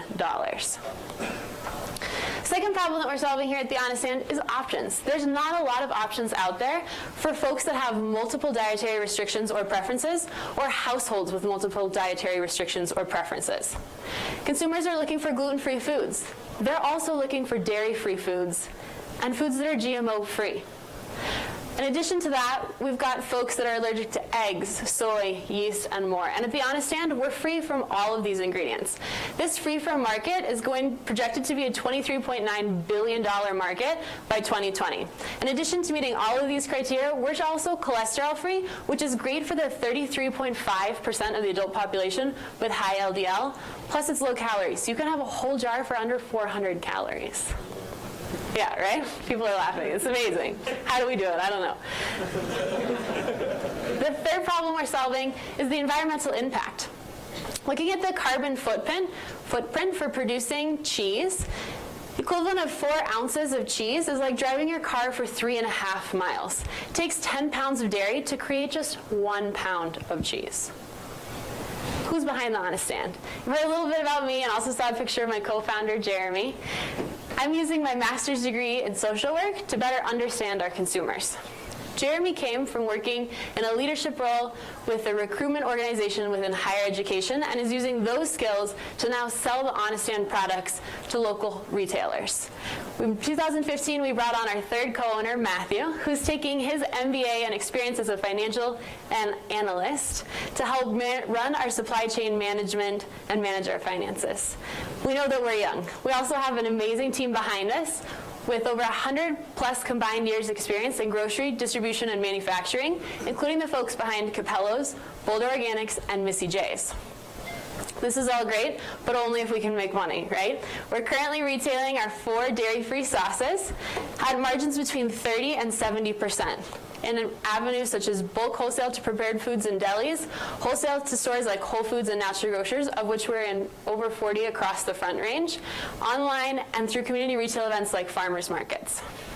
The Honest Stand has seen a lot of growth. In 2014, we started with these cute craft labels, and just one farmer's market brought in $6,000. In 2015, we rebranded, brought in $21,000 in just 3 farmers markets and 2 wholesale accounts. And in 2016, we're on track to finish the year at over $120,000 across 41 stores just in the Front Range. Our forecasts for the future include 2017 hitting 1.2 million. This is based on only the stores we currently have access to in Colorado, including 90 trial stores in Safeway Albertsons. In 2018, we're looking at 8 million, including expanding just through California, Texas, and the East Coast with the retailers that we've already established relationships with. In 2019, we see a slower growth rate to 12 million based on expanding into the rest of the United States, again, with only the current retailers we have relationships with. It's a lot of information. Feel free to check out The Honest Stand or find me personally at alexander@thehoneststand.com. Very nice. Darcy. Thanks, Alex. I love your product. I love your story. With such a niche market for your product, I think it's really important that as you scale, you own the category. How do you plan to do that in a limited amount of time? Absolutely. That's a great question, Darcy. One of the things that we're planning to do right now is reduce our unit size a bit, which is going to allow us to 2-stack our products and automatically give us greater shelf space. We're also looking at expanding into other convenient comfort food categories to help get the brand image out there further. Those include ready-to-eat foods such as snack-sized portions of our product, to include portioning them with vegetables and chips, and also chips seasoned with our cheesy sauce flavors. Thank you. Hands up high for questions for Alex. Nick. Alex, when you're looking at your consumers, you're talking about how you're researching your own consumers. You say 1 in 5 American consumers. I said British for a minute there. I do apologize. Wrong country. 1 in 5 Americans are looking for celiac, gluten-free. But what is it? 1 in 100, 2 in 100 of us are actually celiac. So what's going on there? What's the regular, non-celiac looking for in a gluten-free product? This is a really great question, and to be honest, I don't know the exact answer. If I could take a guess as a person with celiac disease myself, this specific research looking at 20% of folks that were interested in gluten-free items, it said that that's 1 in 5 Americans is actively seeking out gluten-free foods. Again, not necessarily because they're celiac disease. I think one thing that we've become accustomed to, especially in today's culture, is this process of self-diagnosing. Right? We all know that gluten-free is popular, and now, oh, I'm bloated, maybe I should eat less gluten. I have headaches, maybe I should eat less gluten. And folks that are trying to test out, this is the nice thing about dietary restrictions, is that in a lot of ways we're able to trial and test with our own bodies what might make us feel better, and that consumers that might not necessarily have celiac disease may be seeing improvements, or at least think they're seeing improvements by eating gluten-free foods. All right, hands up high. Don't be shy.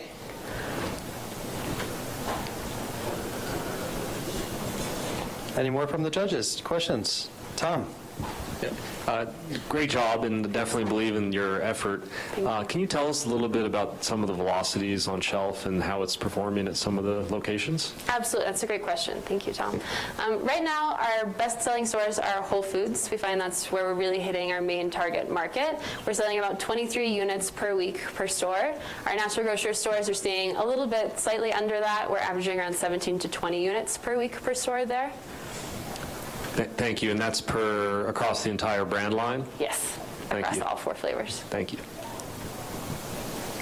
And a question from Robin. So in working with other brands in this space, in this free-from category, one of the challenges is a lot of the retailers don't really get it yet. And I'm wondering if you guys have encountered that and what you're doing to tackle that issue. I mean, Whole Foods obviously does, but the rest of the retail world is still onboarding. Absolutely. One of the things that we found to be really important with our product is demoing in general for both consumers and for the staff at the stores. Most folks see our product as healthy, which it is, and that's as far as they get, not that it's going to taste great. So demoing is a big part of that, and what we like to do is really demo to the folks at the stores, especially the front end. So the cashiers have the most interaction with the customers, right? And they're often recommending products to customers that go through the line. So a big part of our demo onboarding process, which we've so far kept in-house and haven't yet outsourced, is really training our independent contractors to understand that the front house is just as important, if not more important, than the individual consumer, because they'll have touch points with way more consumers than one individual consumer might. All right, unless there's a final question from the audience, I think that's a wrap. Oh, over there, sir. So just a little quick feedback. So you talked about your growth rate, 8 million, and then you said 12 million. Your percentage growth was lower. Yes. My estimation would be that would be potentially a year that you would grow a lot more. So my suggestion is to don't assume that you're only going to be able to attract clients that you already have. All businesses thrive by growing your customer base. So sell that, going to the point about owning the category, own the category, present to us that you're going to acquire more clients and grow your revenue even more. Absolutely. Thank you. I just want to say it tastes great. We have it up here, and I keep eating it. So please try it. Awesome. Yeah, please come check us out. We've got our blue cheese dip was out with the vegetable tray earlier, and I think we have a nacho station coming up this evening with our nacho dip. So, yeah. Awesome. Thank you, guys. All right. Alex from the Honest Stand. All right, next up, we'd like to welcome Mamadou Dieng. He's the CEO of Biotech Services Senegal, straight from Senegal. Okay.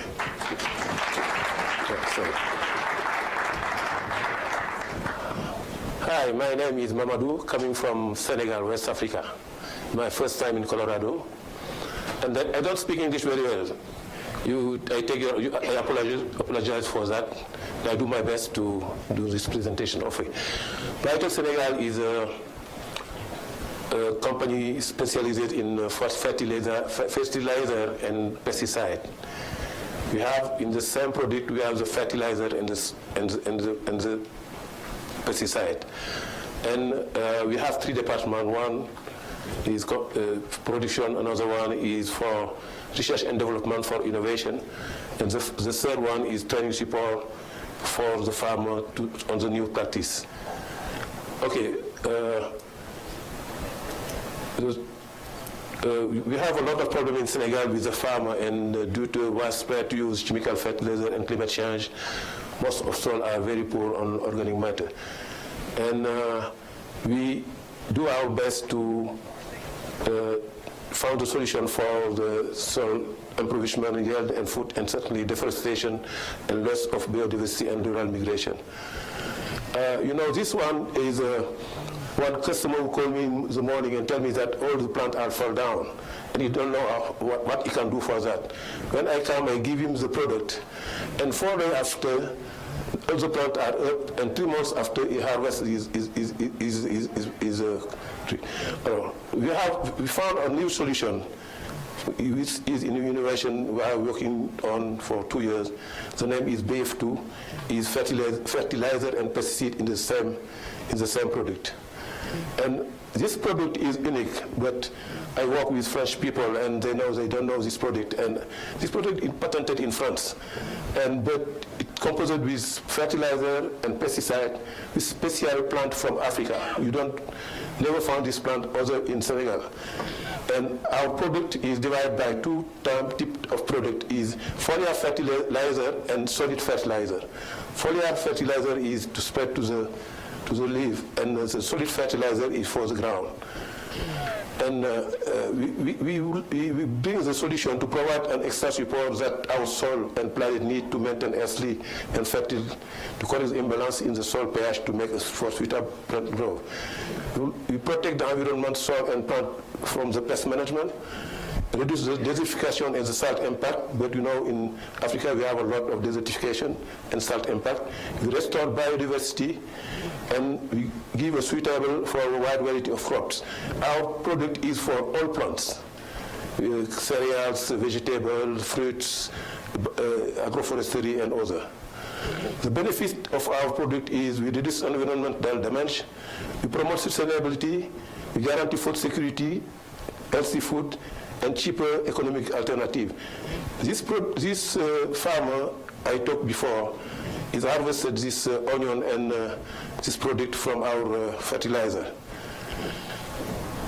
Our project goal is to provide farmer with a sustainable product to increase the soil fertility, to reduce desertification, and to encourage the sustainable development by providing economic alternative to reduce poverty, to recycle and reuse livestock and urban waste, and to train training assistance to advise the farmer. But the farmer needs to be advised for the new innovation.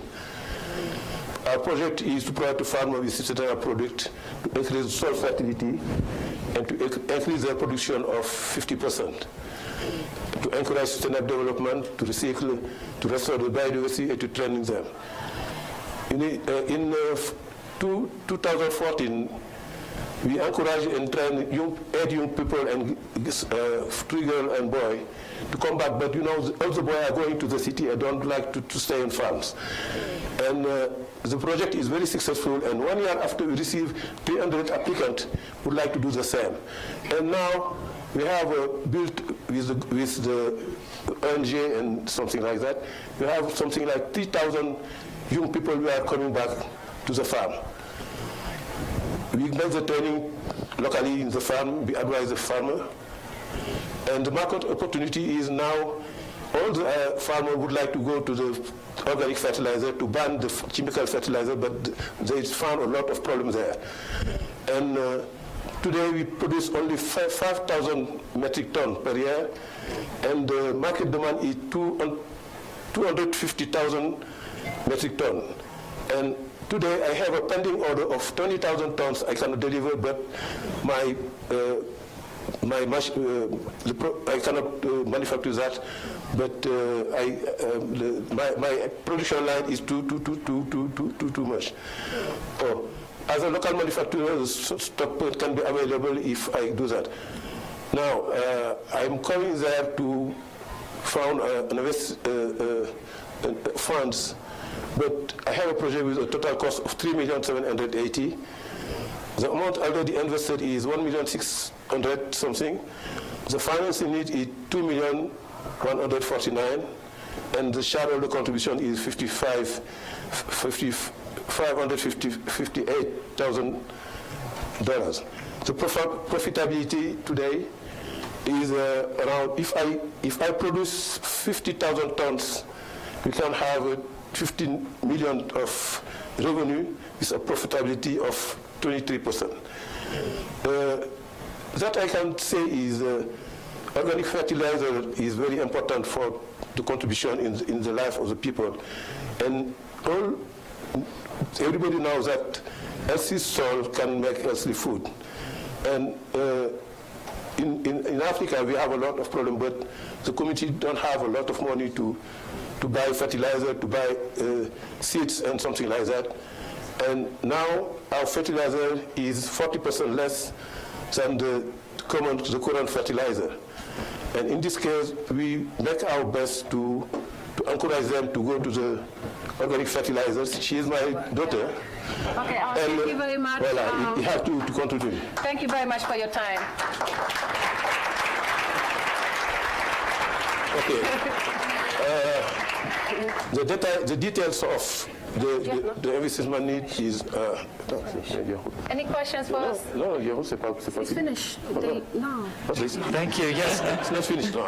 Thank you. We have 3 minutes for questions. I'm sorry, I have to tell him to stop because he'll keep going. I apologize. No, don't worry. Okay. Thank you very much. So you have a pesticide and fertilizer Yes, that doesn't use chemicals, yes, that improves productivity by 50% and decreases cost by 40%. yes. And that's incredible. Yes. The world really needs people that do that, and thank you for doing it. You're welcome. So this Thank is my question. So you're going from 5,000 metric tons sold to 50,000 once you build the plant, and you're saying that your profitability is going to be 23%. But how is your go-to-market? How does it change from selling? You're growing 10 times. How does that change your distribution channel, and why do you think you're going to maintain that profitability? Okay, the distribution channel, we have a lot of distributors around the country. And now, actually, we have a lot of demand for, in the meantime, there are a lot of distributors who distribute chemical fertilizer. And when they see my product, they would like to distribute it, but I don't have any problem for that. Thank you, Manuel, for the question. Yes. Any questions from the room? In the back there, sir. I'm just curious how, from a price point, are you at, above, below the price of NP and K today? It's different. You have the foliar fertilizer and solid fertilizer. For the foliar fertilizer, the price is around $20 per liter. And 1 liter of foliar fertilizer can be mixed with 200 liters of water. And for the solid fertilizer, the price is around $300 per tons.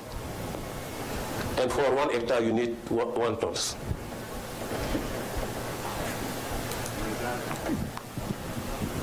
Is that a complete fertilizer then, the N, the P, and the K equivalent? Sorry?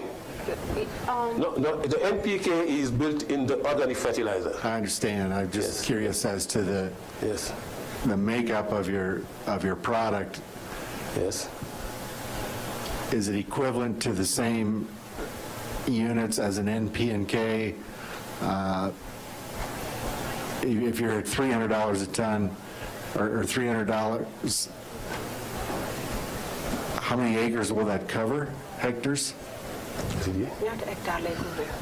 No, one hectare is for 1 tons, 1 metric tons, for $300. Depends to the quality of the soil and what you want to do. But normally is from 500 kilo to 1 metric tons. Depends to the soil, to the quality of the soil. All right, we're about out of time. Mamadou will be here to answer your questions on the side if you'd like to connect with him later. Thank you so much. Thank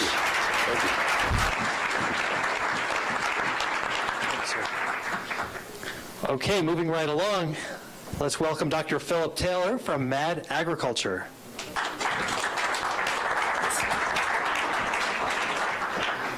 I'm Philip Taylor, CEO of Mad Ag. The rising global meat consumption is a mega trend of our civilization, along with urbanization, fossil fuel use, technological innovation. As countries develop on a similar trajectory to the U.S., meat consumption will increase 200 million tons by 2050. The modern feed system, however, is unsustainable. This is not a field in Iowa. This was the southern Amazon rainforest.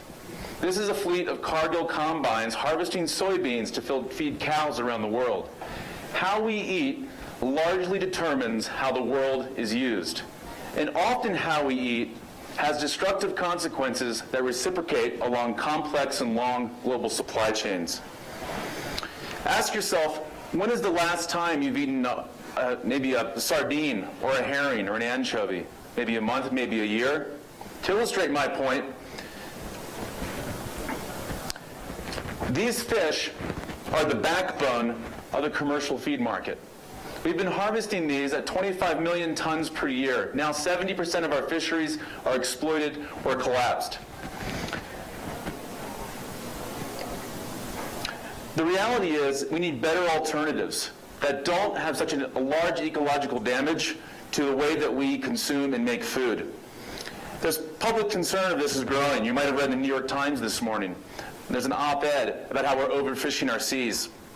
We've overfished our seas so much to feed ourselves and to feed land animals that now the price of fish meal is skyrocketing. Over the last 16 years, it's gone up from $400 to $2,200 a ton. This is only positive because it's creating economic room for innovation. Now, the future of protein, the wild ingredients, the algae, the insects, can now compete as this price rises. The good thing is, farmers want better feed. The sustainable feed market is already $8 billion. It's grown 400% in the U.S. alone in the last 10 years. Think of grass-fed beef. Think of free-range chickens.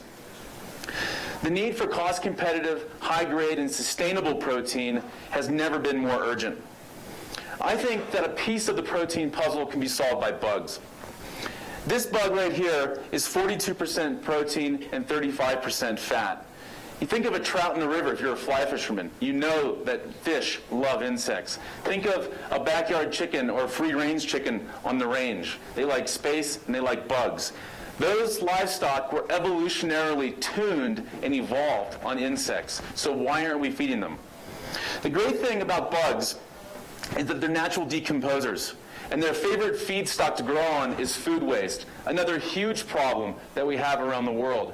I think the best business solutions are ones that solve multiple problems. So ours solves the problem of animal feed sustainably, as well as the problem of food waste.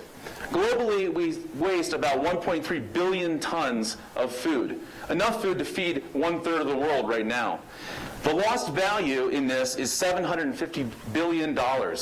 So it's time to upcycle that lost value. And at Mad Agriculture, we use insects to convert food waste into animal feed and organic fertilizer. What the larvae do not eat in the food waste and become themselves, the larvae become the actual animal feed. What they leave behind becomes the organic fertilizer. Based on our pilot facility that we've been running for about 6 months in North Boulder, we've been developing the technology to build this facility that dovetails with the municipal waste system in Boulder. This system will be able to handle 3,200 tons of waste per year, producing 320 tons of insects and 320 tons of fertilizer, at a value of about $3,500 a ton per insect. You can see the economics work on this. This will go to service 2 big markets that are rapidly growing. Sustainable animal feed, as I mentioned, is $8 billion and growing fast. And the need for good fertilizer, regenerative fertilizer, not synthetic fertilizer, is already $1 billion and growing. The great thing about our technology is that it's zero waste, it has hyper yield, we can harvest 28 times a year, it frees the land and seas to be what they want to be. We use no fertilizers, no chemicals, no arable land, no landfill emissions, because we use all of it before it gets to landfill. The way we scale is building an insect refinery in front of every compost pile in a municipal system across the country. Or we park these things in the center of Manhattan, or maybe on a barge in the Hudson.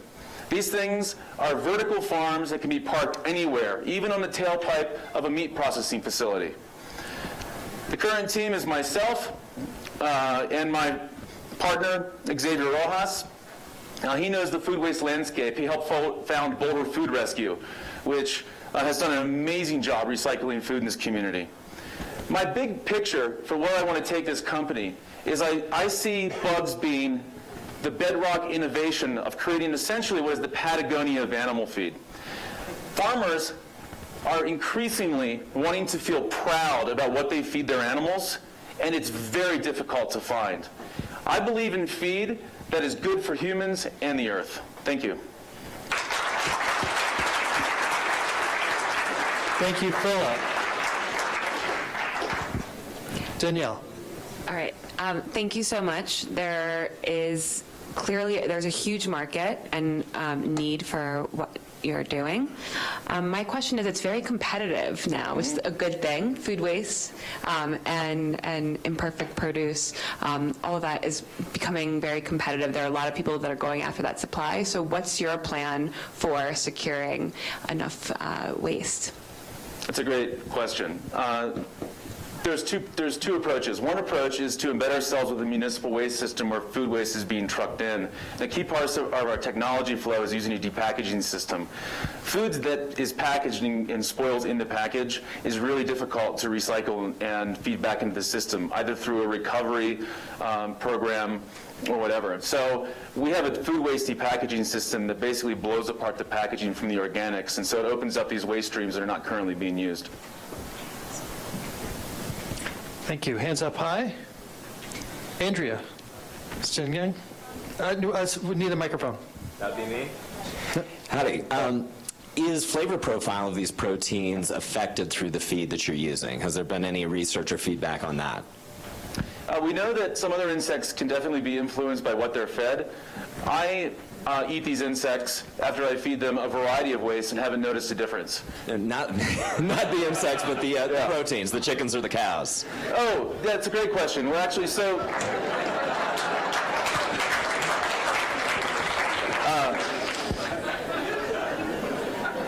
great question. We're testing that. So we have a feed trial right now that's going on where we're comparing insect-based feeds, fish meal-based feeds, and soy-based feeds, and raising broiler chickens.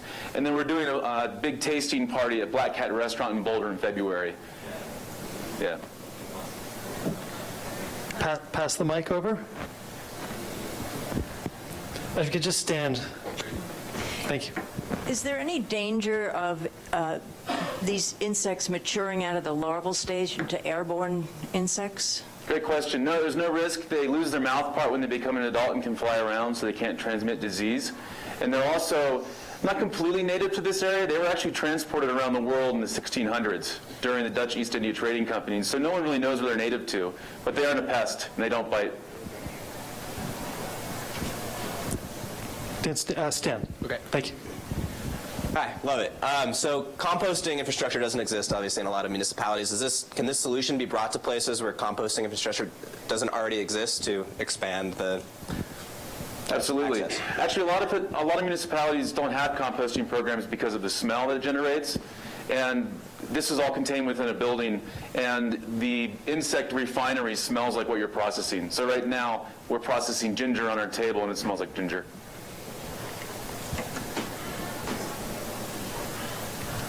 Nick, can you stand so people can see you? Yeah, hi. There's a million bugs out there. How did you find this one? And, is it, I know they taste good, but we don't have to experience that ourselves. But are you just aiming for poultry, or is this for all types of livestock? So it works for all monogastric animals, single-stomached animals.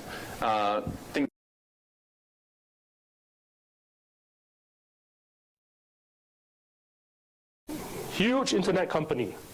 I know recently he was the Jack Ma, the CEO.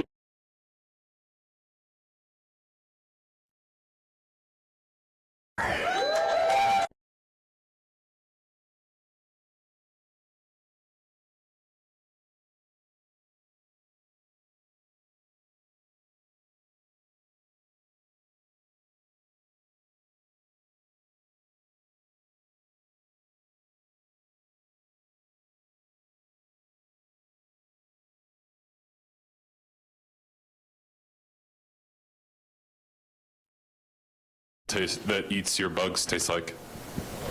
Great question. We're testing that at a restaurant this February, to resolve the exact issue. Which restaurant?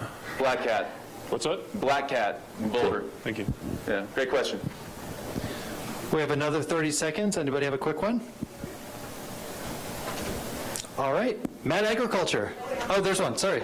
Yeah, the animal feed space is sort of a low-margin business, and looks like you got a huge capital requirement to put these in multiple places. So can you talk a little bit about your margins? Yeah, so the estimated price tag on that facility that I showed you is a little over $1 million in total, and that toggles a bit based on real estate and what kind of partners we have. That facility is designed to produce a ton of insects at $1,000, and in current boutique markets, $1,000 a ton. In current boutique markets, where they're like the Front Range here, we can sell these bugs dried at about $3,500 a ton and sell it. So that's the margin. That's once we get there. I mean, it's going to take a while, probably 2 years, to really build up that kind of production, I think. Excellent. Matt Agriculture. Matt Ag. Thank you, Phil. Yeah. Next up, let's welcome Stefan Schwartz. He's the COO of PhenoSpecs. Thanks. All right, thanks a lot. And I'm from PhenoSpecs. We are a Dutch company, and we actually provide smart technologies for plant analysis. So before showing you guys how we're going to solve one of the biggest challenges in agriculture today, let me explain you a little bit of what we do right now, because we're a company that is already 5 years old, and we do have an established business around systems that actually look similar to this one here, or exactly like this one here. We provide a unique set of 3D imaging sensors to plant researchers. So our customers are plant breeders, research organizations, agrochemical companies, and all of these guys need to measure the performance of plants and actually understand how they behave in different environmental scenarios. And that's exactly where we're helping them. Over the last 5 years, we have established those facilities worldwide. We have key customers like Bayer Crop Science or Syngenta using our equipment in their everyday research workflow, and they do that for 3 simple reasons. First, because we can provide exactly the right parameters and meaningful information in very, very fast. Second, because our data analysis pipeline gets very well implemented into their research programs. And third, because we can bring this high-tech sensors into any environment. If it's very hot, sunlight, dirt, dust, you name it, we can do it. And we now have a huge business opportunity to take actually this established sensor technology and bring it to a completely new market that scales beautifully. So what we can solve right now is this issue here. What you can't see here is that this is the harvesting process of lettuce. There are teams of 25 people sitting in these tents here. They are walking over the field and they cut every single lettuce plant one by one. It's an extremely hard and challenging job, and it's getting harder and harder for farmers actually to find those people. It's estimated right now that the fruit and vegetable producers lose $3.2 billion a year because they do not have sufficient people to do the harvesting for them. So right now, until now, it was impossible to automate this process because it's a completely human decision-making based process. You look at the plant, you grab it, you cut it off, and you peel off the outer leaves to get a beautiful, nice product. But with our sensor technology, we could automate this process. What we have here is, again, our 3D imaging sensor in front of a robot, and we use the same trick that we know already from plant research. And I see this, sorry. This here is a little bit dark, but this is how the data that comes out looks like. We scan the plants from above, we identify where they are, we compute parameters how to best cut them and to best produce the product, and send this to the robot here that then produces this. One of these machines here can replace 4 people in the harvesting process.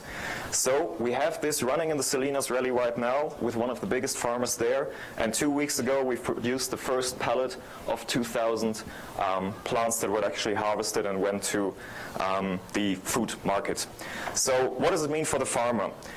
Actually, the harvesting costs account for 14% of the total production costs of lettuce. And with our technology, we can reduce that by, 70%. So that means an overall decrease by 10% for the farmer. We can have the machine running day and night, which even means we can increase the productivity for those farmers and try to tackle those $3 billion we are losing every year because we're missing the people to harvest. So this is a great business case, and I think it's really great to explain that to the farmers. What does it mean for us as a company? Right now we are in this market here, the plant research, which is an $80 million market, and it's great to develop cutting-edge technology, to keep on developing the sensor, understanding more and getting better year by year. But at the same time, with only little adaptations, we can cover this whole much bigger market, which is the sensor technology, the imaging sensor technology for the precision harvesting of high-value crops, that is lettuce, cabbage, broccoli, cauliflower. What we want to do in the next years is actually take our 3D imaging sensor, keep on improving it, and add different layers of data analysis to tackle the markets. We are already in the plant research. We are now going into the plant harvesting, and we want to see more really great applications that solve real-world problems coming up here next. We will use partners to provide the automation part, and right now we are fundraising our Series A to grow our business. We want to be the best company in 2020 to provide sensors to make decisions on plants. So if you want to see this thing live, I got some videos on my iPad that I would love to show you. I would love to keep on discussing, and let's get started. Thanks. Thank you, Stefan. Wow, thank you for that. Really interesting technology. My question to you is, I assume that you don't own the plant phenotyping market today, and you've been around for 5 years. Convince me that over the next 5 years, you're going to own this space. Sorry, can you repeat the part about the plant phenotyping? Oh, so you don't own that, you don't own that entire market today? So we would and you've been around fresh. for 5 years, so Okay. so there's a new market to enter. Tell me that, or convince me that you're the team to capture this market opportunity. Yep. So I think we are the team to capture that market opportunity. And if you look at our management, it's a great combination. We have Greg, who's a plant physiologist. He has a PhD from the research center in Jülich. He's a passionate visionary about plant science and bringing plant applications to life. Then we have Vladimir, who is our CTO and a physicist, and he's just a mad genius. If you ever had the chance to work with Belarusian physicists, it's one of a lifetime experience, I can tell you. When he builds things, they will work in whatever environment you can think of, but they will look like a Russian tank. It's a great guy, and then they do have me and kind of have to live with me. Besides that, we have a great and really ambitious team. We got the right technology in place. We know the people. We will go there straight away, demonstrate the use of our equipment, and with that, I think we are really ready to do it. Okay, thank you. Hands up high for questions. And if you have the microphone, please stand. Yeah, hi, I just want to piggyback off that question. I'm confident, based on your description, that you could technically handle what you're doing. And so it's researchers and geeks building products for researchers and geeks. Selling to farmers and things like that, it's a whole different sales type of team. So can you add, like, what are you doing to build a sales team that can sell to a different type of customer? Yeah, it's a good point. Indeed, we are geeks to geeks, and the demands in production are completely different. Those guys speak about uptime and production levels, and they want to have a product that's working every time, every day.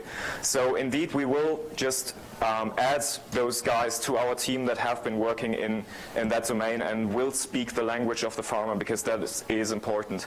I think the business case we can present to the farmer is quite clear, and you are perfectly right. We need to add a little bit of people who speak the non-nerdy language with the farmers. Thank you. In the back there. Thanks. Please stand.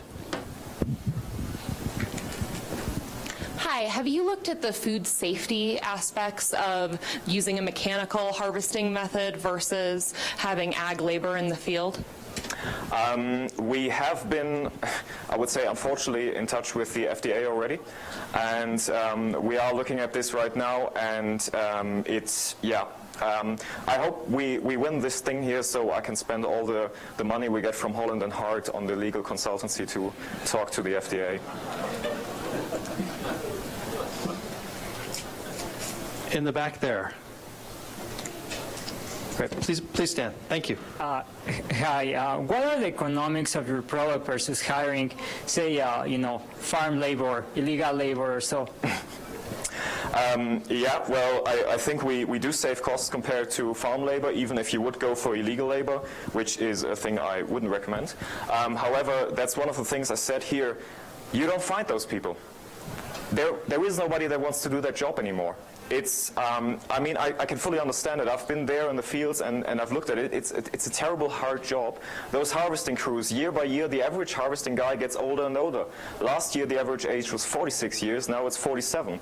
So simply showing that there are no new people coming into this field. So I think the alternative they have right now is disappearing on the long term. In the back there? There you go. Would you like to hear the language of a farmer? I would love to hear the language of a farmer. So my husband and I have Pastures of Plenty Farm about 15 miles north of here, 23 years, growing salad greens and flowers. I know those fields in Salinas. They're familiar to me from Earthbound Farm, colleagues in farming. I'm curious if your technology works equally with conventional and organic agriculture. It's a good point that we haven't looked at yet. What we do know already that there is a certain size that a farm should have. We estimated at 100,000 plants you need to harvest a day to make that technology affordable and valuable to you. So how that applies in organic farming, we would need to check the sizes. So the answer is no? You don't know? Probably no. I'm happy to talk to you again in half a year and maybe I have a better are answer. there any chemical inputs that are part of your technology? No, it's completely, the sensor that we have is completely no touch, and then the harvesting robot is basically mimicking what the human is doing already. It grabs it from above, cuts it on the bottom, lifts it up, and puts it on a conveyor belt. So I'll connect you with Tanamir and Antle in the Salinas Valley. They have more than 18,000 acres, and a third of those they're in organic production, and they're one of the largest producers of lettuce in North America. That would be great. I'm happy to catch up later. Fantastic. We're out of time for questions. That's PhenoSpecs. Thank you, Stefan.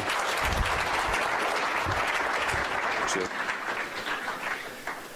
Next up, I'd like to welcome Konstantinos Patinos. He's the CEO of Enchroma, quite possibly the youngest person to pitch on our stage at the ripe age of 24. Cool, eh?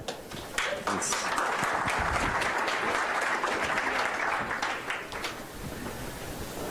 Right, so when you see this picture, you probably think about sugar, diabetes, but let's look at it from another perspective. What I see are artificial colors which have been associated with adverse effect on human health and the environment. Now, these companies are all using artificial colors to dye their food products, but there has been a change. These companies promise that by 2020, they will remove all the artificial colors in their food products with natural colors extracted from plant sources, from fruits, vegetables, flowers, and seeds. However, this creates a huge problem. Why? Because to grow plants, we need arable land. And why is that a problem? Because less than 2% of the plant raw material is being converted into color. The rest is pure waste. Now, we have to ask ourselves now, are we going to use food to create colors, or are we going to use food to feed the growing population? Or are we going back to artificial colors?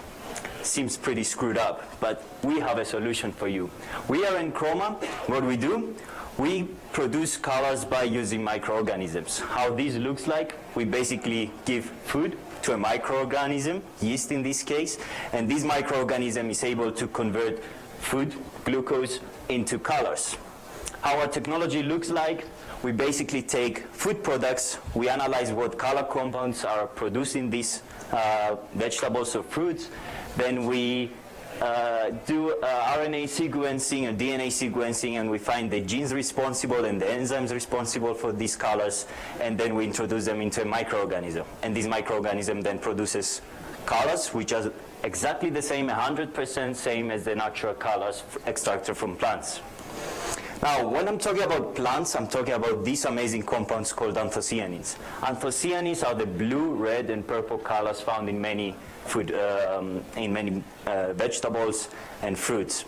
The current market of anthocyanins as a food colorant is more than 200 million, and this is expected to rise by 2022 because the natural food colorant market it will be more than $2.27 billion.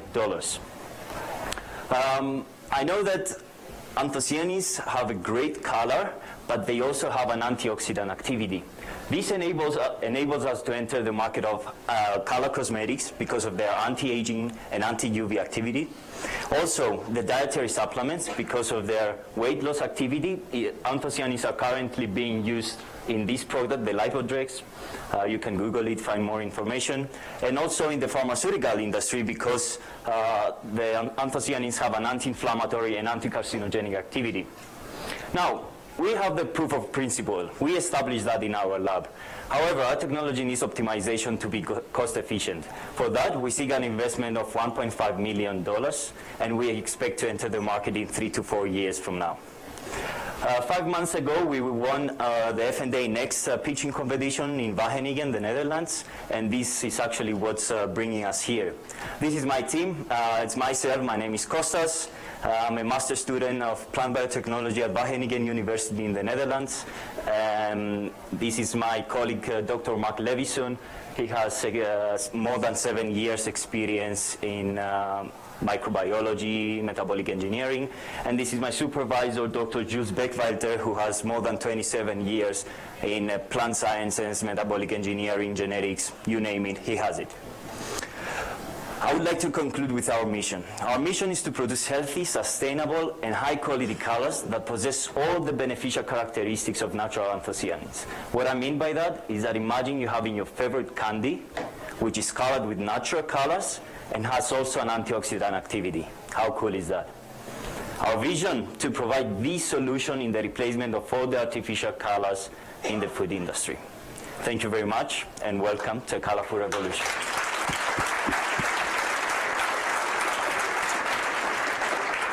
Very nice. I'm going to take it from Emma. Danielle. Yeah. Thank you very much. So I actually have 2 questions, which is the first one is around regulations and how this will appear on labels, and then the second is your go-to-market strategy. My market? Your go-to-market strategy. Okay, so for the first question, as long as we know about the EU legislation, so we are based in the Netherlands where I study, as long as the final compound does not contain traces of the microorganism, it will be labeled as anthocyanins. Anthocyanins have already an E number, E163, and they will be labeled just pure anthocyanins. Now the go-to market, we aim to enter the market in 3 to 4 years now in analytical studies first, which doesn't require any legislation now. To enter the food market, of course, we need to get the legislation first, but depending on how long that takes, we can also enter the color cosmetics or other markets that I explained. But the food market will be a long process, I expect. Hands up high for questions. Higher. Yes, sir. Nick. Sorry, I have a lot of questions. Companies like Evolva have got into real difficulties. I mean, they do, they have the bugs producing wonderful ingredients, but they've got into difficulties with the public because they can't get over the questions, are you natural, are you GM? And they can't answer those questions with a simple yes or no. It becomes a very long answer, and then, people lose interest. Mm-hmm. So do you think the time is right for this type of product in the US, or should you be trying in Europe where, I can say it as a European, we're a bit more enlightened on some of these policies and products. Is the time right for this in the US? Yeah. The answer to this question is really straightforward. I want to pass a message, right? I'm a biotechnologist, and using biotechnology to create a bio-based economy is the next thing in the industry. So these companies create flavors and fragrances using the same technology as we use. We want to enter the color industry. We can do this, and we can save a lot of hectares of vegetables and fruits, which we can use this to feed the growing population. To produce 1 kilogram of red dye, we need 400 tomatoes. And of that 1 kilogram, less than 17% is color. The rest is just plant material. If we use this technology, then we create a compound which is more than 90% pure, all right? And then we don't need any arable land. We don't compete with food. So I want to pass the message that biotechnology is the next thing. And I know that the consumer concerned about the GMO organism, but the final compound is 100% the same as the natural compound. Any other questions? Yes, sir.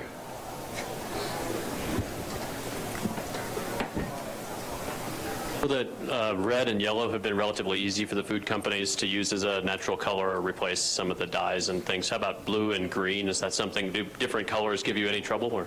So now the anthocyanins range from the red to the blue to the purple colors. Right now we're producing red color, which is chemically is the easiest to produce, and also it has the biggest market in the food industry. And the next step when we establish our technology is blue, because we know how hard it is to get to blue. But anthocyanins are blue by nature, so yes. We've got just about another minute. Anyone else? Miles. Manuel. Many times when we see an innovation that comes from a lab and is produced in very small quantities, it's very difficult to determine what's going to be the cost once you start producing in scale. How does that look once you are really, in those very, very big markets producing at scale? Is the cost competitive? Have you thought about it?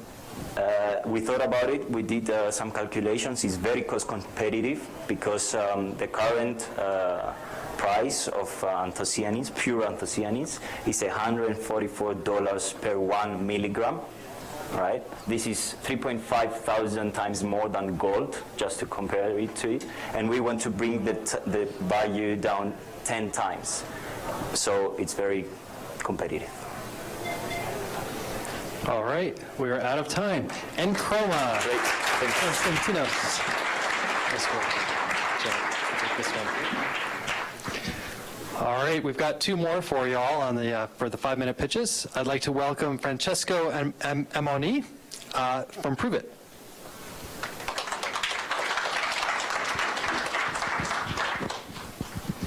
All right, thanks everyone. I appreciate you all being here. My name is Francesco. I'm with Prove It LLC. We're an R&D shop outside of Chicago, Illinois. Don't tell us how the Bears are doing. It's not been a good season. Not a lot of Bears fans at Broncos territory. We're here to tell you about magnetic induction. Magnetic induction, you might be familiar with stovetop applications and how it heats pots without getting hot on the stove. We've taken that technology and adapted it to commercial food processing. Unlike a lot of the technologies that we've heard about and solutions we've heard about, which has been an amazing experience for me to be a part of, we have an engineering solution. So just want to orient you a little bit to what we're talking about and how we're thinking that we are going to lower production costs and increase quality in fluid food production. I want to introduce you to my friend Flowey. It stands for Faraday's Law of Induction. I want to introduce you to two parts of this system, the first of which is a heat exchanger. What that is, it's a piece of metal that we put heat into, which transfers heat into a food product. The other element I want to tell you about is a kind of barbershop-looking device that we have on the side of this tube. That's called an induction coil, and what that does is it alternates a magnetic polarity inside of the heat exchanger that creates localized heat. So we'll get there and do a little bit more explanation because I want to make sure we get a really good understanding of what we're talking about. We have food flowing in from one side, inside of a tube. As it runs over the heat exchanger is heated, localized, with that reversing polarity by the induction coil. So this coil that you see on the outside, the barbershop thing, doesn't get hot. All the heat is generated specifically in the product stream, which is a really big change from how manufacturing is currently done. Looking at what we can do with this technology, we're thinking that we're going to be working in a $150 billion industry. And that's from adding up segments all across fluid foods. Dairy and juice are our #1 targets that we're looking to get into. But we think it's a big market. Our technology can handle fluid foods, specifically high viscosity, like tomato paste. We can also handle low viscosity, like pasteurized milk, orange juice, even things with particulates like fruit purees, and soups and single-strength soups and stews. There's a dirty secret that I want to tell you about. The food industry's dirty. Only a few laughs on that one. Food manufacturing is the 5th most energy-intensive industry in the United States. We put 1,200 trillion BTUs into the foods we produce. 57% of that goes into doing one thing, and that's manufacturing steam. Steam is an incredibly outdated and inefficient process that we hope to replace in this market. Just how inefficient? About 20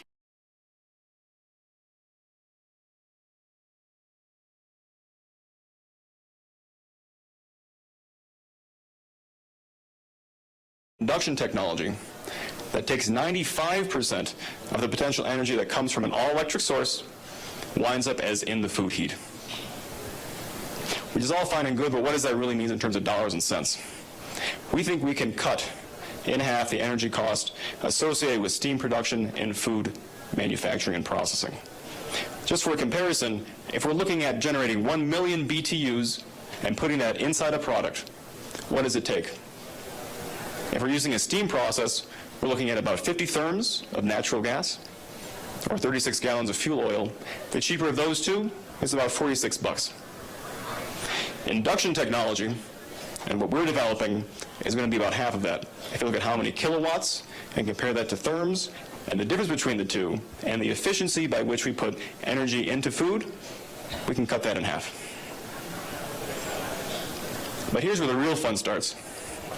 Food scientists love this when I talk about it. Our come-up times are 5 seconds. So it takes 5 seconds for us to get from ambient temperature to processing temperature, compared to 2 minutes, or about as long as I've been talking. Food scientists love this because it preserves the natural qualities of foods. It allows us to avoid additives, avoid added sugars, and locks in natural freshness. It also reduces startup and standing losses associated with production. Which brings me to why we're here. We're looking to take the next step, to take our trial pilot scale unit and make connections with investors who are interested in taking the next step with us, with manufacturers who want to innovate the foods that they make, and new brands that want to differentiate themselves with a brand new production process to stand out in a crowded market. Thanks for your time and the opportunity. Thank you. Robin. So I love that you guys are really trying to tackle a pretty serious solution that a lot of us didn't really even know it existed.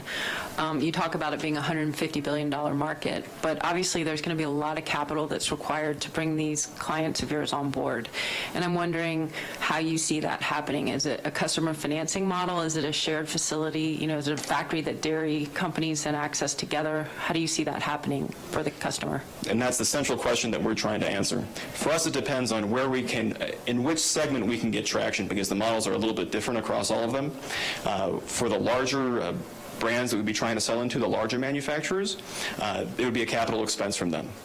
For the co-manufacturers that we're looking into, it might be a shared kind of thing between them and their customers, the people that are producing in that plant. But you're right, it's a big concern because the machinery that we're looking to replace is on the scale of 3.3 to 7 million. That's kind of the category that we're looking in. Did I answer your question, Robin? Great, thanks. Yeah, so you listed the market as a 1.3 or $103 billion. I assume that was just adding up the different industries that you were talking about addressing. But the addressable market would be different. Would be steam. What do they spend on steam and machines compared to what you would spend? Do you know that number? Right now, when we've been asked to quote comparable units, that's a great point, thank you very much for saying that. When we've been asked to quote comparable units to replace steam with our induction technology, we're looking at about equivalent capital cost. So in other words, our equipment is not coming in too far above or below what the industry standard is with steam. How big is the steam market?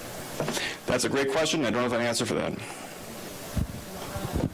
To follow on with that, how long, if they've already invested in that steam equipment, what's the life of that equipment? Boilers, and please, if any production folks are in the audience, correct me if I'm wrong. What I've read about boilers, they last about 20 years. So aging infrastructure will need to be replaced every so often. What we're really hoping to do is target the expanding manufacturing base.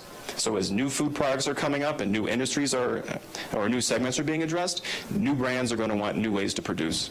So we're seeing more capacity in co-manufacturers, and if they're large manufacturers that want to increase capacity, we think we'd be those are our sales targets. Not necessarily going in and saying replace all of your equipment, but if we can solve a specific pain point or get a base, and this is why I want to connect with more brands. If we can connect with more brands that want to do something innovative with their production, that will help drive capacity or the interest in increasing capacity, and then sales for us. Hey, great job. As an innovative brand in food manufacturing, I'm curious, I'm not sure if I missed it, are there different sizes of the equipment that you'll be offering? So is it just one really large size that's going to be for really bigger guys than us right now, or is the technology able to scale to smaller production lines? Thanks for that question. Really great question. What's great about this technology is it can scale up and it can scale down. So we can put small units. We're actually having some conversations earlier this year about putting them on the farm to do on-the-farm thermal processing. We've also been asked by Big Food to quote out systems that they can use. So doing anything from 5 gallons a minute to 500 gallons a minute, we can span the breadth of it. And just to your point also, a lot of our equipment will be custom built because it has to do with product hold times. We don't necessarily have a brand new unit to address higher temperatures or longer hold times. All that means is that we just change some dials, change how fast the liquid food is being pumped, and you can get all of that. So we're not offering maybe like size 1, 2, 3. It's going to be custom based on the manufacturer's need. Hands up high. We have about another minute. Oh, Darcy. Hi, thanks again for the presentation. Did you find any information on how much water can be saved versus a steam system, as well as what waste can be reclaimed versus a steam system? Sure. I did some research on that, and thanks for that feedback yesterday. When I was doing research specifically in the dairy industry, I didn't see any comparable differences between the two technologies with our induction versus steam, because what I found was most of the FUs comes from a clean-in-place model, or the clean-in-place technology that you need to use. You're basically rinsing out the tubes, and we'd be rinsing out the same tubes, and I don't have a comparison to say if we use less square feet of tubes or our distance is longer. That would really depend plant by plant. So I don't have a good answer to your dairy question. I think more broadly, we avoid what's called blowdown, and that's boilers needing to just dump all their water every so often and refill. And they do that to avoid scaling, scale like a calcium scale. I didn't answer your question, but I don't have a dollar figure on that. But we can talk more.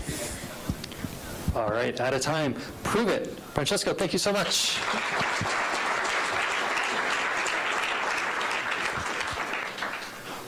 All right, so our last pitch, but we're not done, is from Eli Kadeski. He's the CEO of One Hop Kitchen.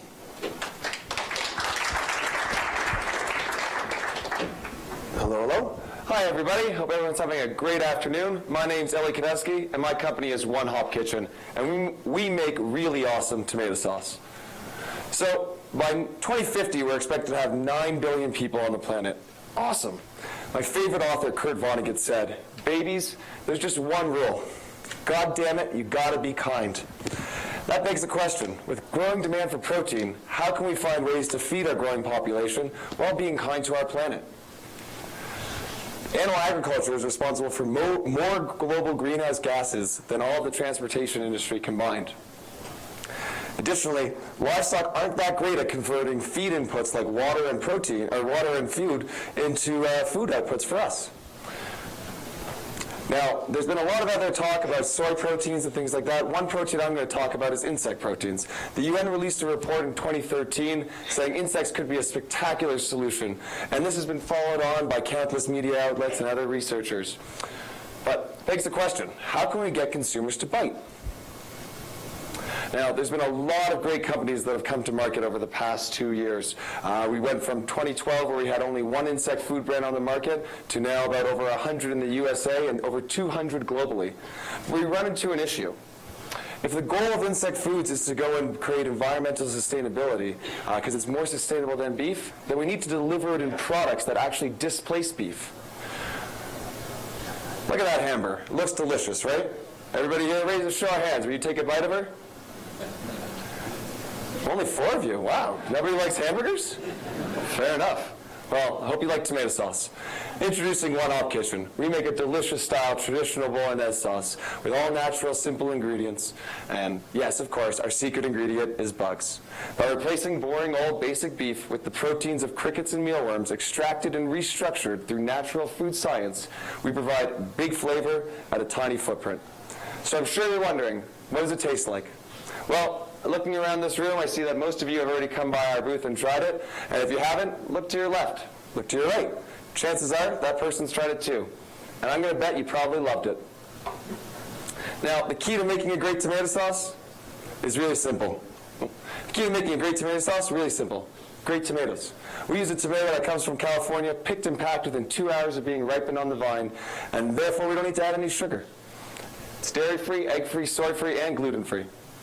But that's only one half of the equation. If you're going to make a bolognese, you have to go and simulate that meaty texture. And we do that through a patent-pending process. It's an ingredient derived by my ingredient food company, Seafood Foods.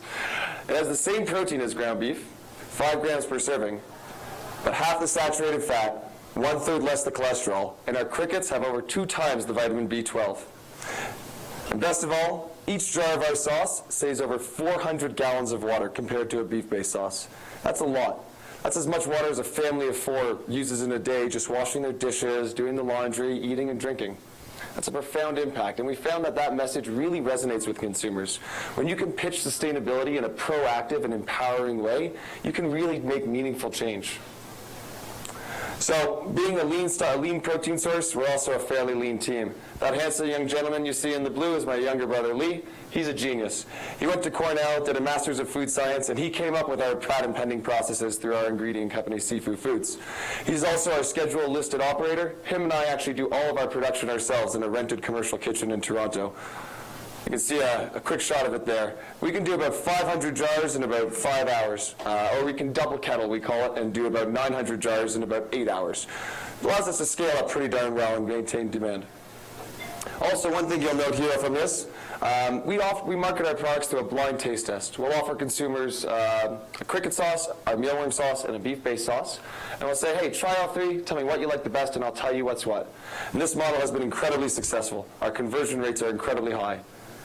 So where are we and where are we going? Well, we started about 5 months ago and did consumer shows for the first 3 months, getting ourselves dirty, getting our hands right, getting ourselves on the front line and getting to know our customers well. We've now moved into, in this past 2 months, we've moved into 25 retailers. We're listed in all of the Mom's Organic markets in the USA, as well as 5 retailers in Canada, and very happy to announce that we've just returned from London, where we're excited to join into 10 new retailers there, again in the specialty shop line. We've got about $25,000 in revenue over the span of 5 months. And thank you so much. Hope you're hungry for answers. Thank you, Ellie. Tom. So, a great job. Thanks so much. I've been having some bites as we've been chatting, and I definitely enjoyed it. I couldn't tell if it was mealworm or cricket, but it was delicious. And I'm curious a little bit about the retail price point in the stores you're in, as well as some of the velocities you're seeing on shelf. Certainly. So with regards to retail price point, we definitely sit at a higher part of the market, prima facie, I would say, in that we're about $9 US, which is on par with your specialty premium lines like Rouse. However, it's worthwhile to note that Rouse doesn't have any protein to it. It's just simply great tomatoes. So when you compare the two as apples to apples, you actually find that we're quite competitive against a product like that. We use equally as great quality tomatoes, while at the same time providing you that meaty texture that you want from your bolognese. So if you were going to go and try to make a Rouse bolognese at home, it's going to probably come up to about $16, $17. So yeah, I'd say we're pretty competitive. With regards to sales velocity, we are fortunately fairly new. We've only been in retailers for 2 months. Very happy to say that some of those retail stores have already repeated. But yes, we are not, I don't have enough data, unfortunately, for you to give you a great answer. Thank you very much. Thank you. Oh, and if you want to know, the mealworm has little notes of Parmesan to it. No dairy added, but it just has that lipolytic flavor. I think it's the mealworm. My favorite, personally. In the back there.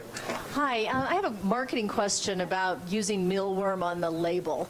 Yes. As you're kind of thinking about this, I mean, have you done any consumer research on that? Because, I mean, I love the concept of it, but when I see mealworm, it really is not very appetizing. And is there a way you can just put that on the back, or certainly, is that illegal? certainly. I don't know.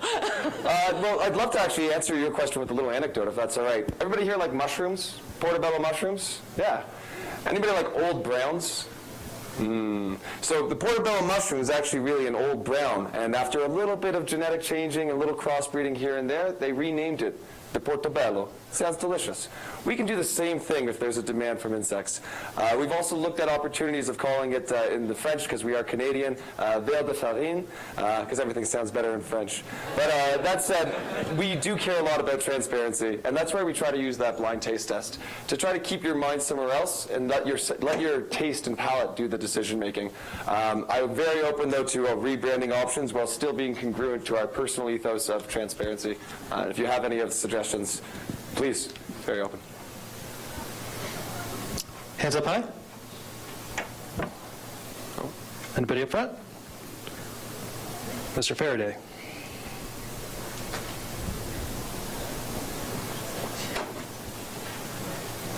Ellie, does it have to be a 100% mealworm solution? Have you thought about blending it with regular beef? I mean, when you're even incrementally, just 10% less beef consumption is going to have a profound impact. So do you have to go for 100% substitute? Could you not just blend these products? Oh, no, 100%. Sorry, we can most certainly blend our ingredients. Our ingredient business, Seafood Foods, does a lot of work with high-end chefs, specifically providing them with 50-50 or whatever type of substitution they're looking for.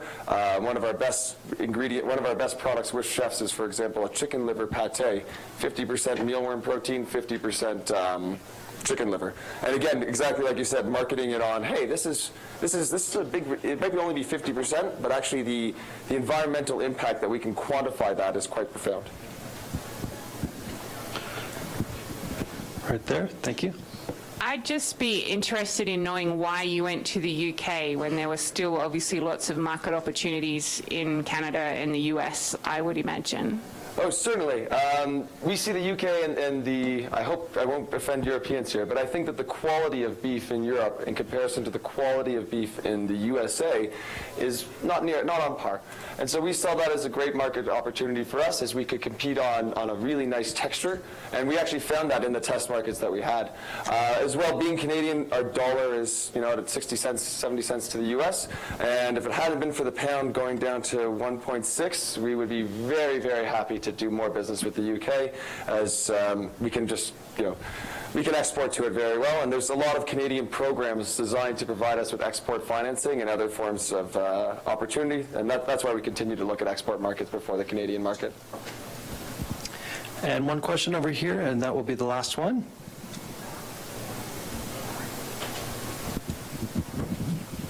So I saw you guys at Food Loves Tech, and the mealworm is my favorite. It's really good. I was wondering about allergens in the product, because there's not really much labeling around allergens and insects. Certainly, great point. We do label an allergen statement on ours. It's a voluntary adopted statement. Persons with shellfish allergies should consult a doctor prior to eating insect-based foods. Nobody gets tested for an insect allergy, but crickets are practically land shrimp. And the way we see it is, it's better to be safe than sorry, and by making that illusion, we also help bring you closer to trying that product. If we can explain, well, you eat shrimp and these two are evolutionary cousins, maybe we can get you take another bite. Anyone else?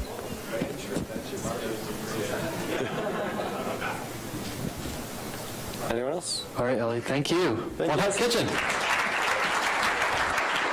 Nice work. All right, folks, so this is the time for you guys all to vote for the People's Choice Award. The awards that we're giving away today fall in three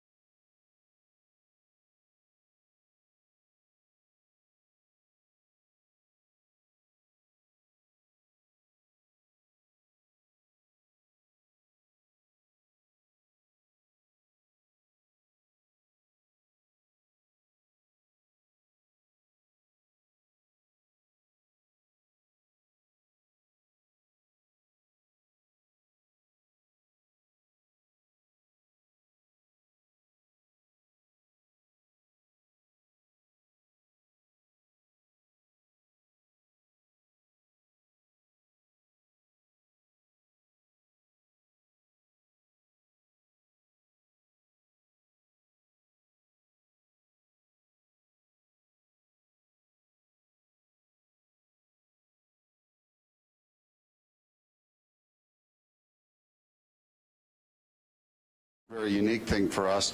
And then just recently, 2 weeks ago, we announced a mushroom-based protein out of shiitake mushroom. And this is a very high-quality protein, and it gives us a way to sustainably feed the world. Great. So it's been about a year since you pitched it in our Rabobank event in San Francisco, and Jacqueline, it's almost 6 months since FoodBytes in Brooklyn. Can you give us some of the highlights of what you guys have been up to in the past 6 months, year or so? Sure. So we went through a Series A last July. We raised about $8 million through the network that we made through FoodBytes and others. We were able to build a commercial plant. We have gone commercial with our first product, Clear Taste, which is the organic bitter blocker. We have gotten regulatory through FEMA just recently, so we're very excited about that. And we're now in Series B raise, so we've gone through quite a bit of growth and a lot of really impressive stuff in our organization. So when we pitched last March, we were kind of babies, relatively speaking. We were in 2 stores in Colorado, and we had mostly a dream that we'd secured some seed funding on. And FoodBytes for us kind of got us a lot of really positive press, which then kind of turned itself into distribution into more stores, which turned into positive sales results. And 6 months later, we're up in over 600 stores, from 2 to 600, and we are closing our Series A rounds, and kind of excited about how we've been able to grow and really transform over the last 6 months. I mean, that's great news. It can't all have been plain sailing. There must have been a few wobbles on the way. You're all with friends here. Do you want to share some of the less happy stories along the way and what you've learned from them? So I think kind of looking back at what I would have told myself 6 months ago is be prepared for it to work, and maybe faster than you thought it would. The whole growing pains thing is for real, right? Like we thought when we first, were ready to go out and start selling, that we would have to throw a lot more balls against the wall to get retailers to take our products. And the first 6 people we talked to all said yes, and we were like, oh shit, now what will we do? And then they wanted a pipe fill order for 230 stores, and we had no inventory. And so we had a small army of folks kind of mobilized to get that going. And then we're like, oh man, well, we're not really actually prepared to support this on shelf yet. We don't have like a marketing program, So I would say kind of step back and think about what it will take to be successful, and what do you do if it happens faster than you thought. Kind of have things kind of have a plan A that works, as well as a plan B and a plan C. I mean, we fumbled through, but it could have been a little bit less stressful. Pete?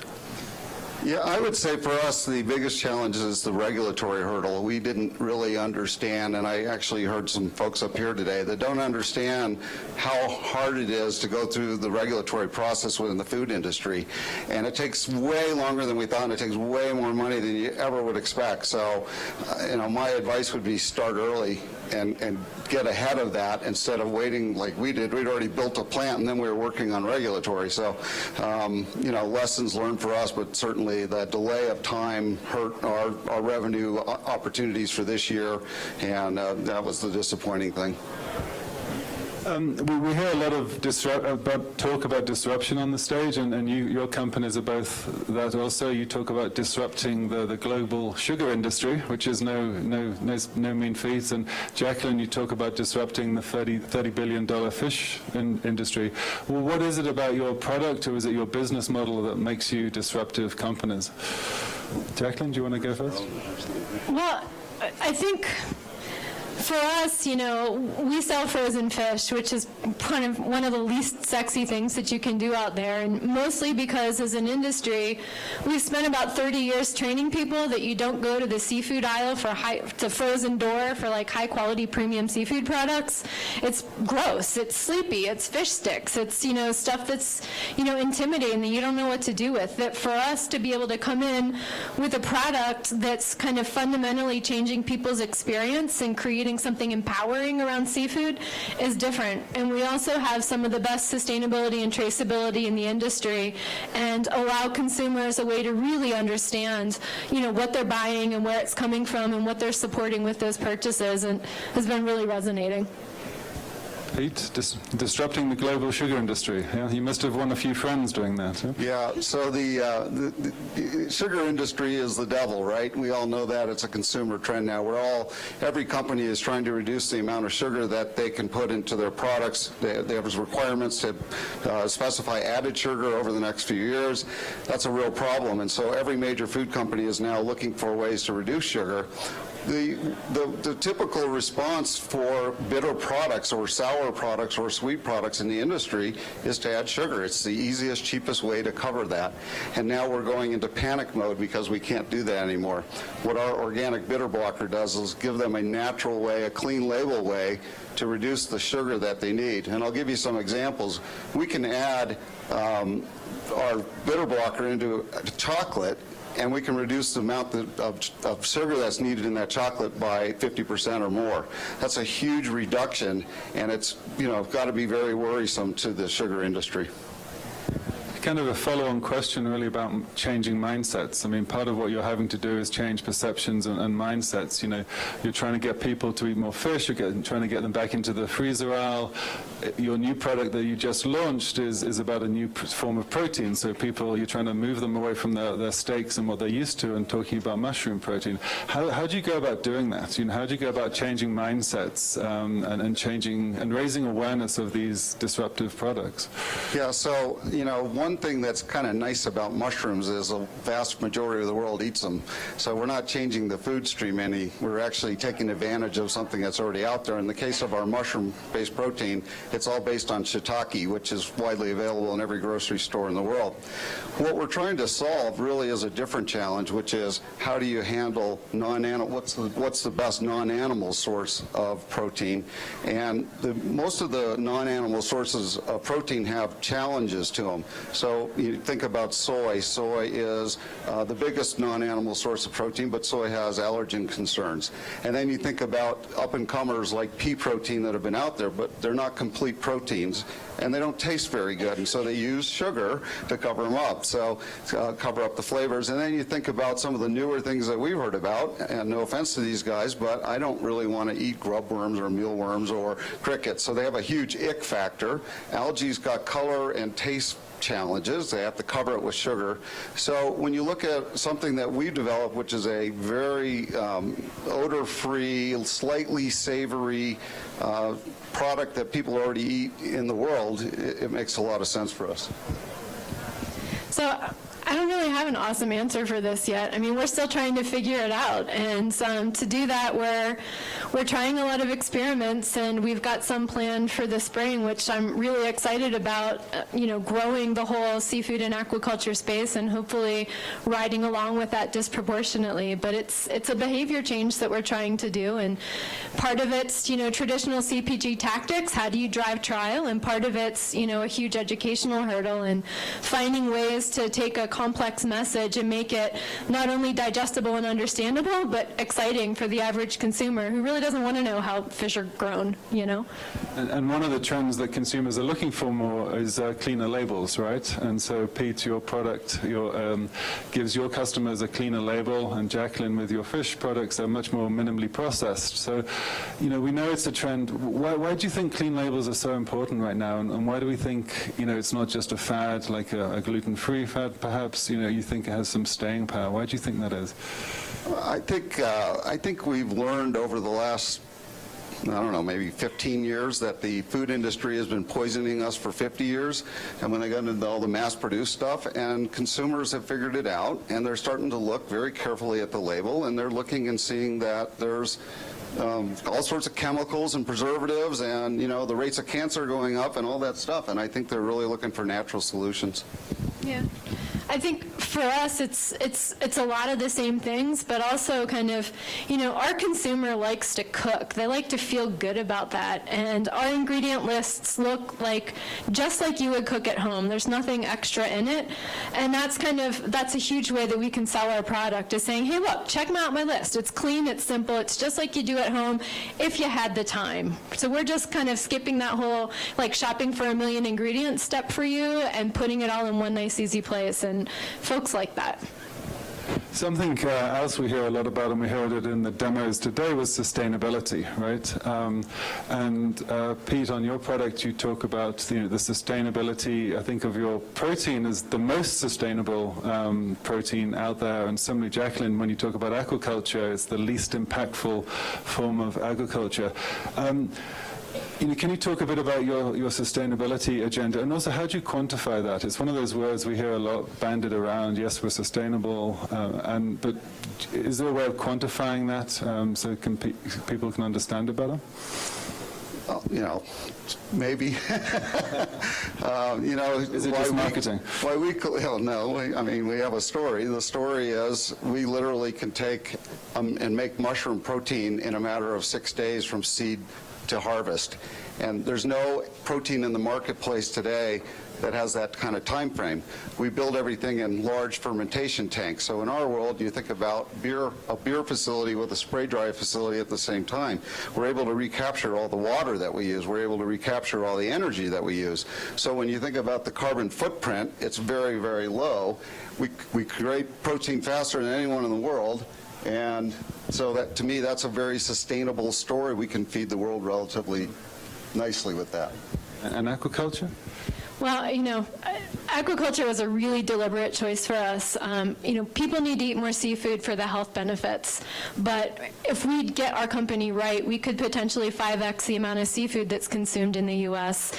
And I don't care how you do that, it's not going to come from wild fish. We can't take 5x the amount of wild fish out of the oceans and consider it sustainable. So aquaculture is a really important piece of that moving forward. Aquaculture, the average fish farm has a feed conversion ratio of about 1.2 to 1. Some of them are creeping lower than that, especially through some of the great novel proteins and things like you heard Phil Taylor talk about today. That if you compare that to chickens, which are 3 to 1, or pork, which is 7 to 1, or cows, which are 13 to 1, you start to talk about much more efficient way, if we're going to eat animal protein, of growing it. And so when we talk about those lower feed conversion ratios, you talk about less space for inputs, less fresh water that's needed, because last time I checked, we don't have a whole excess of fresh water and land available to dedicate to feeding our population. That aquaculture is probably one of our most space and resource efficient ways that we can do that, which also has a very positive health benefit to it as well. Great. I just have one more last question. So we have a lot of entrepreneurs in the room. Do you have any words of wisdom, any advice? I definitely do. I mean, this is an endurance sport. Even if it looks fast, you will not sleep probably much at all, and it takes a village. And so, spend the time building your team and building your network, and your expanded network, and get a good Sherpa. And for us, a really key piece of that team is our attorney. He's able to talk us down off of ledges, come up with creative solutions, help us head off a lot of bad decisions or bad agreements, flag things that we should be doing better. And I think that, it sounds like a big bill up front, but it's money well spent. It'll save you a lot down the road. So make sure you get a good network, your own team, but also kind of folks who can support you, folks who've done it before and can kind of lead you through that. Pete, do you have anything to add? Yeah, I would say innovate quickly, spend slowly, and raise way more money than you think you need. Because everything costs money, particularly the regulatory, the equipment, everything that you have to do. So, get the money, get it while you can, and then spend behind plan so that you're in good shape even if you don't make your revenue targets. Yeah, let me tell you kind of how that manifests in real life, the whole kind of raise more money because it takes more time. When we were setting up our first manufacturing, we needed to buy some equipment, and we thought we could get it in 6 weeks, right? So we held off on ordering the equipment. It took a full 6 months to get that shit delivered and installed, right? And meanwhile, according to our revenue plan that we sold to our seed investors, we were making money that whole time because we were pumping out product and selling it. And so when you have rent and overhead and all these other things that are clocking along while you're waiting for your equipment to be delivered, that's where you start burning money that you weren't anticipating. So, yeah, do it. Great, thank you. Miles, do you want to... So we have time for maybe one question from the room. So if you have a question for the panel up here. There are no mics, and there are no questions. Perfect. That works out great. So this is the last call for voting. You see the URLs up on the screens. If you didn't vote, you're going to get shut out, so do it right this minute.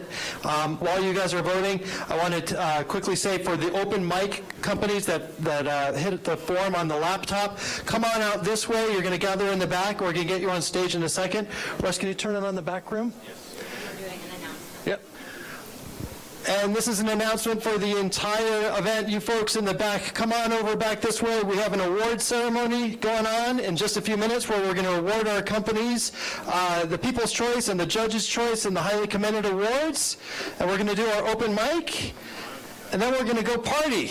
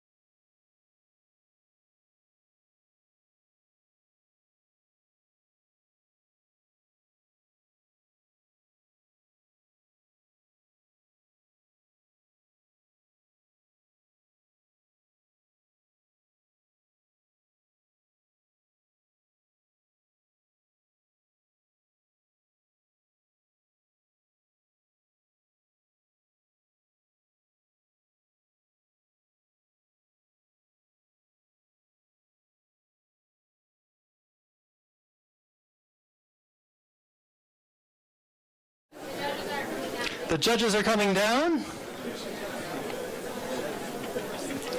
After the awards are given out, we've got 20 quick pitches from folks that were in the room today that will brave this stage. Happens to be my favorite part of this event because you never know what you're going to hear.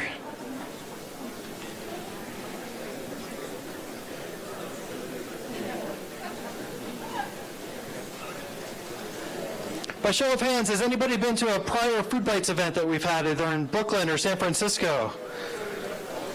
Right on.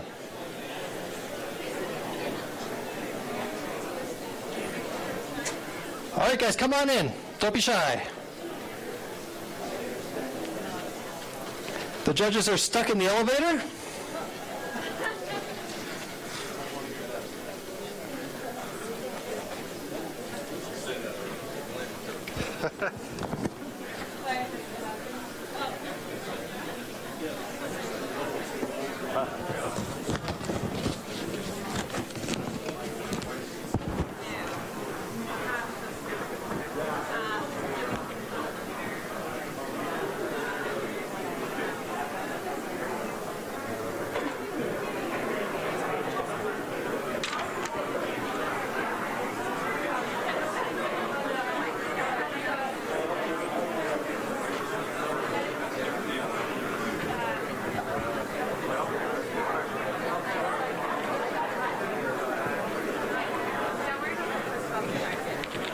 These timed?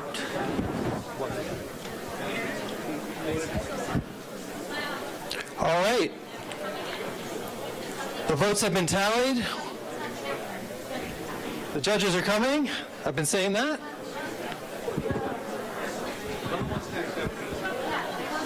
Yeah, we're going to have an awesome closing reception out on the patio. You guys, you see the fires are lit. We'll stay nice and warm. The beautiful Colorado night. Here come the judges. How exciting is this?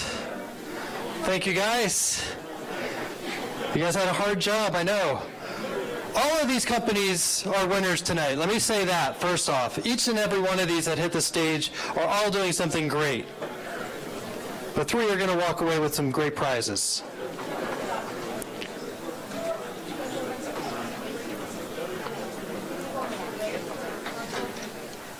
Okay, Danielle Gould from Food Tech Connect is going to award the Highly Commended Award. And the winner is... Farm Raiser.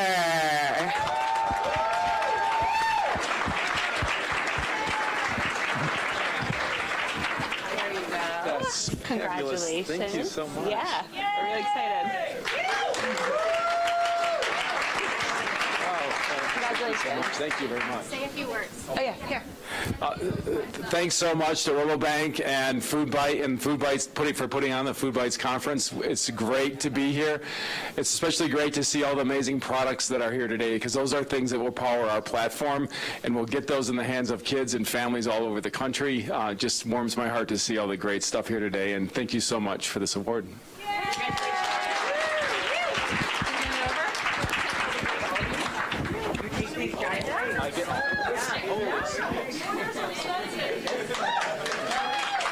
All right. Congratulations, Farm Raiser. Sorry, Farm Raiser, we don't Oh, it was just I'd like to welcome Robin up to the stage. Robin is going to award our People's Choice Award. I'm so excited that you guys chose this company because the passion is so sincere, the business model is so smart, and so we are so excited to give this award to the Honest Stand. So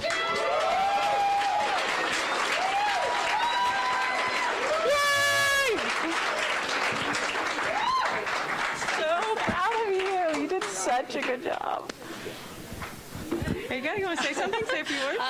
Thank you guys so much for choosing the Honest Stand. We're really excited to be here and that all of you guys liked us. So thank you. Thank you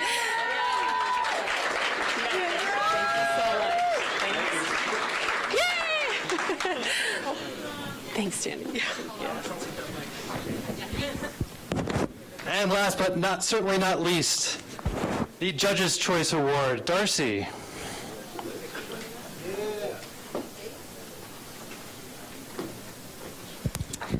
We were debating all the way up the elevator, heated debate, because the brands and ideas and innovations were so amazing that came to this event. But in the end, the story, the social impact, and the scalability of mad agriculture took the day. Congratulations.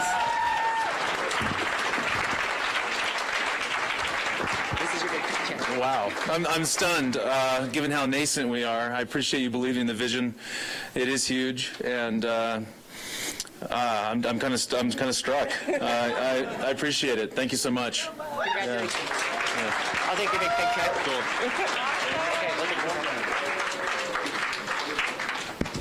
Fantastic. Congratulations to all our winners. How exciting. All right, folks. We've got our quick open mic session right now. Please stay tuned to these guys. You never know what you're going to get, and then we're going to meet outside for some drinks later. How's that sound? Okay, first up, let's welcome Mitzi Dulon from Simply Fuel. Hello, I'm Mitzi Dulon, founder and chief fueling officer of Simply Fuel Protein Balls.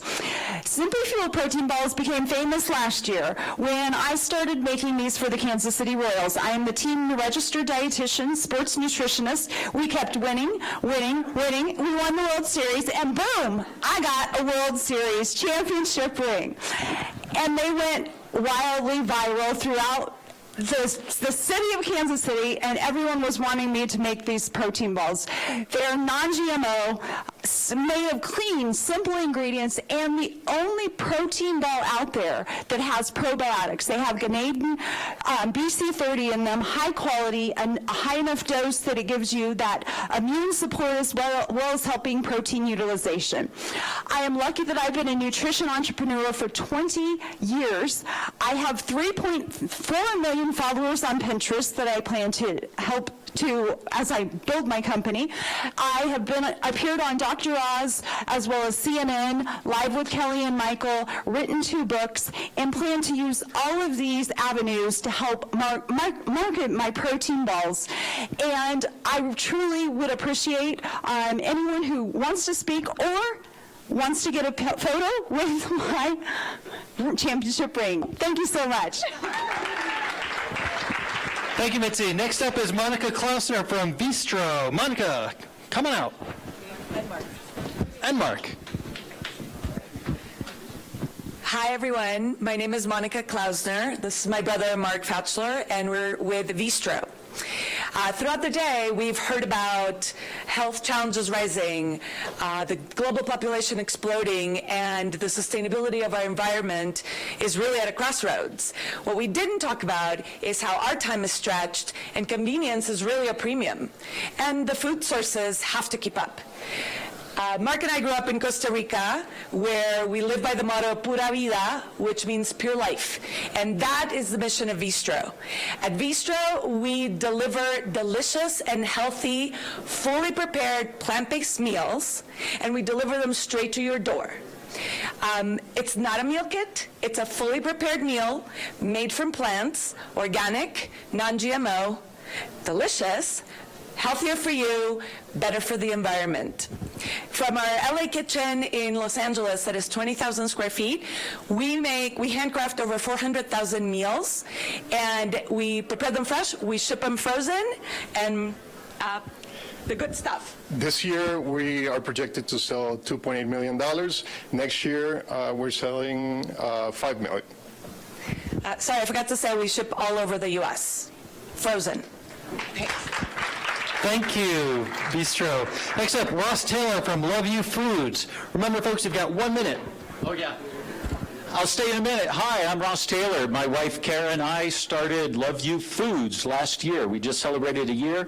We sell the F-bomb line of products. So you can drop an F-bomb in your coffee. You can drop an F-bomb on the trail or at work.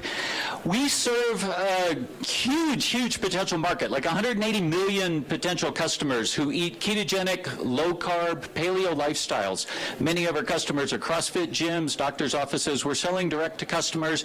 Our focus is on quality, honest ingredients. We list love as one of our ingredients because we care. We want to help those people eat better. And that market is becoming more mainstream now that people like LeBron James, athletes like Drew Manning, Zach Bitter, folks like Tim Ferriss, who's written several books, very open about ketogenic diet and lifestyle. Kara and I eat that lifestyle. It's what prompted us to start the company. If you want to drop an F-bomb with us, we're not looking for investment. We're doing really well, but we are certainly willing to make contact with distribution partners. Thank you. Excellent. Thank you. Love You Foods. Next up, JJ Redemakers from Cocoa Mel's. JJ, you back there? All right, you got 1 minute. It sounds fantastical, but it's true. This is the real world Willy Wonka story. A candy innovation that came to me in a dream where I saw Willy Wonka. This is reinventing the caramel. We made it better for you, better for the planet, and taste better. This is a brand that started at the Boulder Farmers Market and is now national through thousands of conventional stores and growing quickly. Cocomel's by JJ Sweets. We are the original coconut milk caramel. We have intellectual property. We have capacity. We have a great team. We have a great selling proposition for grocery store buyers. We are well positioned. We have innovation in the pipeline, and natural candy is poised for explosion. We have, and caramel is the fastest growing flavor segment in food today. We're currently in a round of investment. Please come talk to me. Thank you, Cocomel. Next up, Eric Adamson from Tortuga AdTech. All right, hi, I'm Eric Adamson, CEO of Tortuga AgTech. So we grow strawberries in greenhouses with robots. There's a lot of problems with the industrialized food system. We've heard a lot about it: social, environmental costs, and economic loss. And also, food just doesn't taste as good as it used to. It's not as nutritious as it used to, and it's definitely not as fresh when it arrives in store. So we hope to change that. So we build, own, and operate greenhouses that are advanced, centered around robotics and automation. And so the center of our system is a robot that can identify issues, can pollinate, harvest, and cultivate, all with minimal human intervention. Now, by designing around a robot on rails. Our greenhouse looks very different than many other types of systems. It's long and skinny. We can put it halfway into the earth. It's cheaper heating and cooling while still using a lot of natural sunlight. Now, for consumers, we grow tastier, fresher, and more nutritious varietals of strawberries within hours of their homes. And we also think we can hit a organic producer price point. So we use 90% less water, no pesticides or herbicides, and we eliminate exploitative manual labor. So we're in Denver, we're seed stage, we have a prototype. We're looking to raise money to build a commercial pilot and hire our team. Thanks. Thank you, Tortuga AdTech. Next up, Freddie Pikowski, Farmer's Diet. Yay! You have a minute. Talk in the mic. All right, first of all, if you own a cell phone, I would take it out right now and go to farmersdiet.co. Let's see it. Come on. Action. All right. Farmer's Diet is an online market for healthy and sustainable products.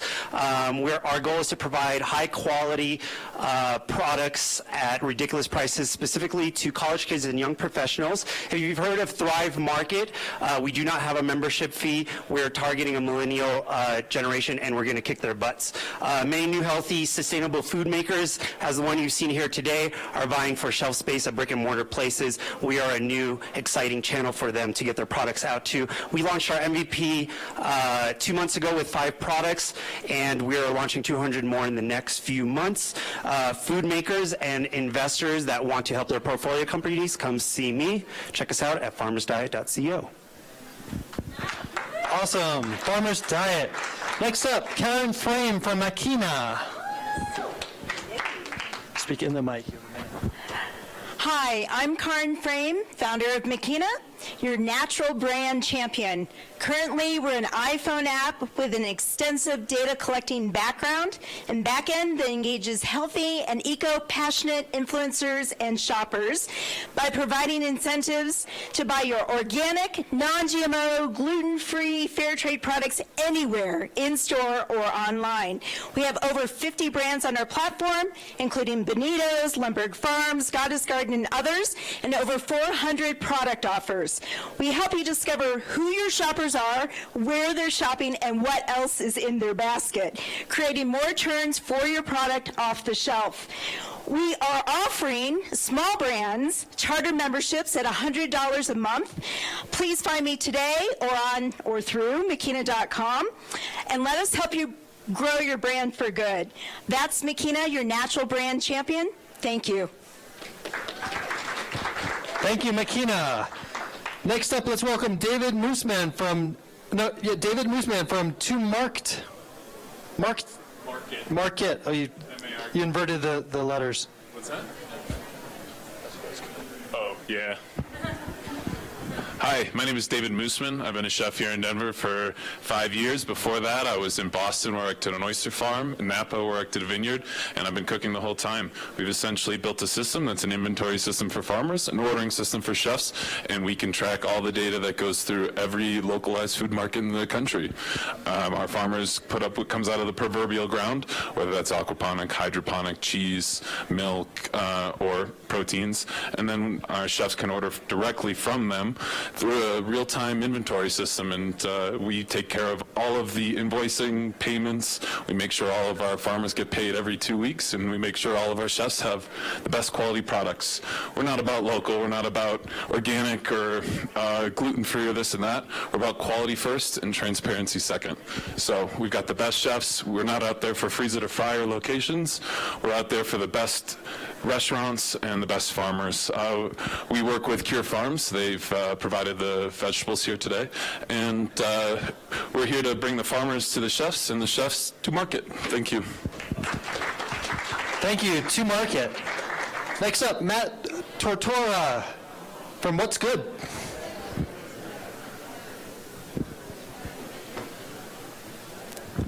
Hello, Colorado. I'm Matt Tortora. I'm a former Navy nuclear missile technician who obviously just decided to become a chef. So I built an online marketplace, much like To Market. We started in Rhode Island, launched in April of 2015. Since then, we've grown into 24 different states, work with about 1,000 buyers and sellers. We are focused on helping to get better, healthier, fresh, local food to different high-end restaurants, which has been fantastic, and we've been very successful with that. We raised a Series seed round of just under $1.1 million. We will be raising a Series A round and hopefully expanding to the Denver, Boulder area starting maybe in the spring. We do work with colleges, universities, public schools, grocers. We've actually engineered a process which works the opposite way, allows for the demand to be communicated to the producer so the producer can actually produce the products that the buyers are looking for. That's it. Thank you. What's good? Next up, Julie Nervelli from Winking Girl Foods. Julie.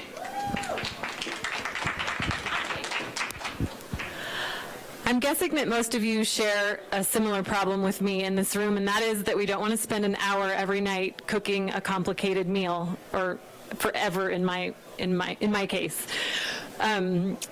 I want to get in and out as quickly as possible to make a meal, and I don't want to sacrifice quality, and a microwave is not a substitute for a home-cooked meal, in my opinion. Winking Girl Foods is committed to providing products to help solve these problems with great tasting, clean ingredient items. Our brand has been built nationally on a line of tomatillo salsas, and just 3 months ago, thanks to a loan from Whole Foods, we were able to launch skillet sauces into a high-velocity category, and it's ripe for disruption. There's nobody giving a go at the major competitor in that space. Our products hit 3 of the fastest growing trends in food: natural and organic, ethnic, and convenience. We're poised to scale and build a lifestyle brand beyond these 2 product lines, but we need we need capital to help us get there. Thank you. Thank you, Winking Girl Foods. Okay, we're 10 minutes away from cocktails. Michelle Algazi from Freshology. Hello everyone, Michelle Algazi. Freshology is a meal delivery company. We make ready-to-eat, freshly made meals. We ship them to consumers nationwide.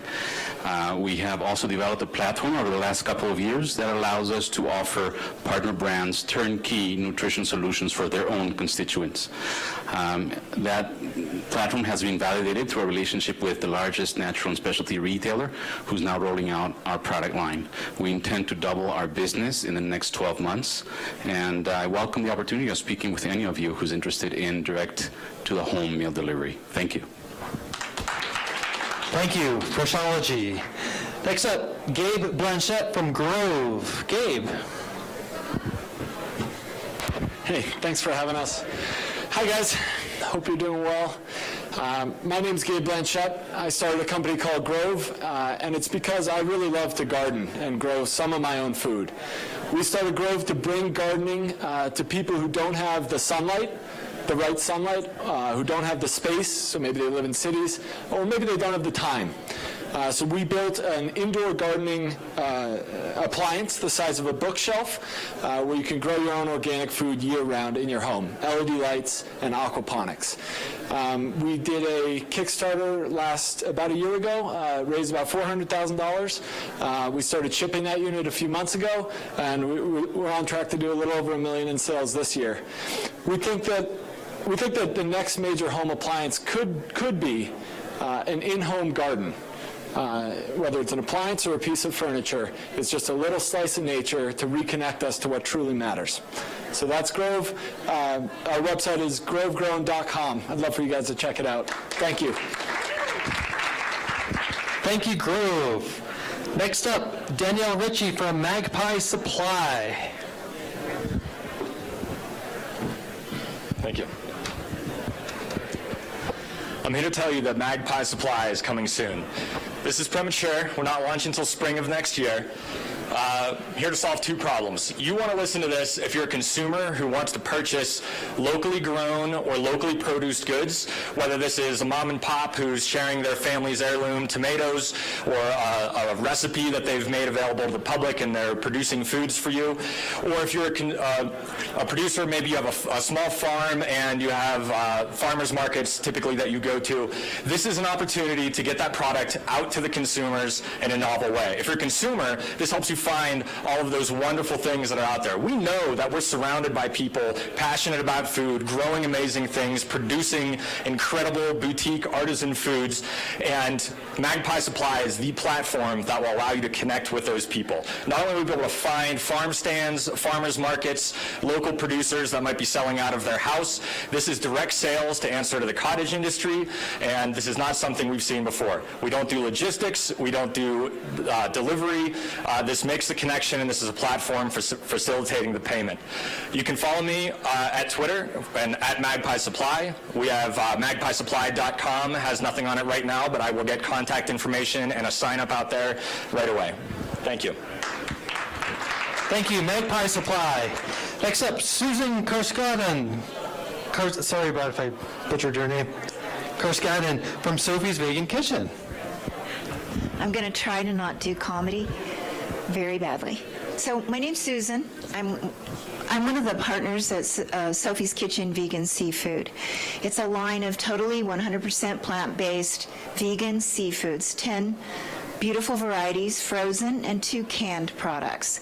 We use patent-pending technology to combine the konjac root, which is an Asian root, with other plants, and create beautiful products, delicious products that are in 2,000 stores. That includes stores like Whole Foods and Sprouts and Independence, along with Safeway, Albertsons, Wegmans. We have just launched vegan jambalaya and vegan lobster mac and cheese. So we're very, very forward-thinking, and we're using our patented technology to create these foods. The beauty of the patented technology is that it creates a mind-body connection. Our vegan seafood fools people. They believe that it's seafood. People believe that it is. We don't use fish flavors, all natural ingredients, and where we have more orders right now than we can actually produce. So we're looking for our first investor. We've been self-invested. This is a great opportunity for somebody to become part of the Sophie's Kitchen family, and it's an interesting family. Thank you. Thank you, Sophie's Kitchen Vegan Seafood, FoodBytes alumni. Next up, Wesley King from Local First. Thank you, sir. It is Local First. It is also called Localist. The one is an I. I am from a crowdfunding company called Black Box Group, and we do marketing services for anyone crowdfunding if anyone's interested. I'm also a life coach, bulletproof coach. I put butter and coconut in coffee. It's good stuff. So if anyone needs help with anything, let me know. Now, to the question at hand, what is Localist? I want to build a local food API that anybody can use to code up a local food company overnight. Why? I don't know. It won't make much money. I just want to put it out there so that other people can make money. I used to run tech innovation at a big internet company called Cisco Systems, and I just noticed that all of these great ideas were slow to be adopted because the innovators did not have an API system that they could call during the hackathons, basically. So I want to take a local food API, I want to put it in front of college students and other innovative hackathons and see what they do with it. So I'm talking drone delivery of carrots, I'm talking gardens that pop up overnight and are run by robots. So if anyone's interested, let me know. Thank you. Thank you, Localist.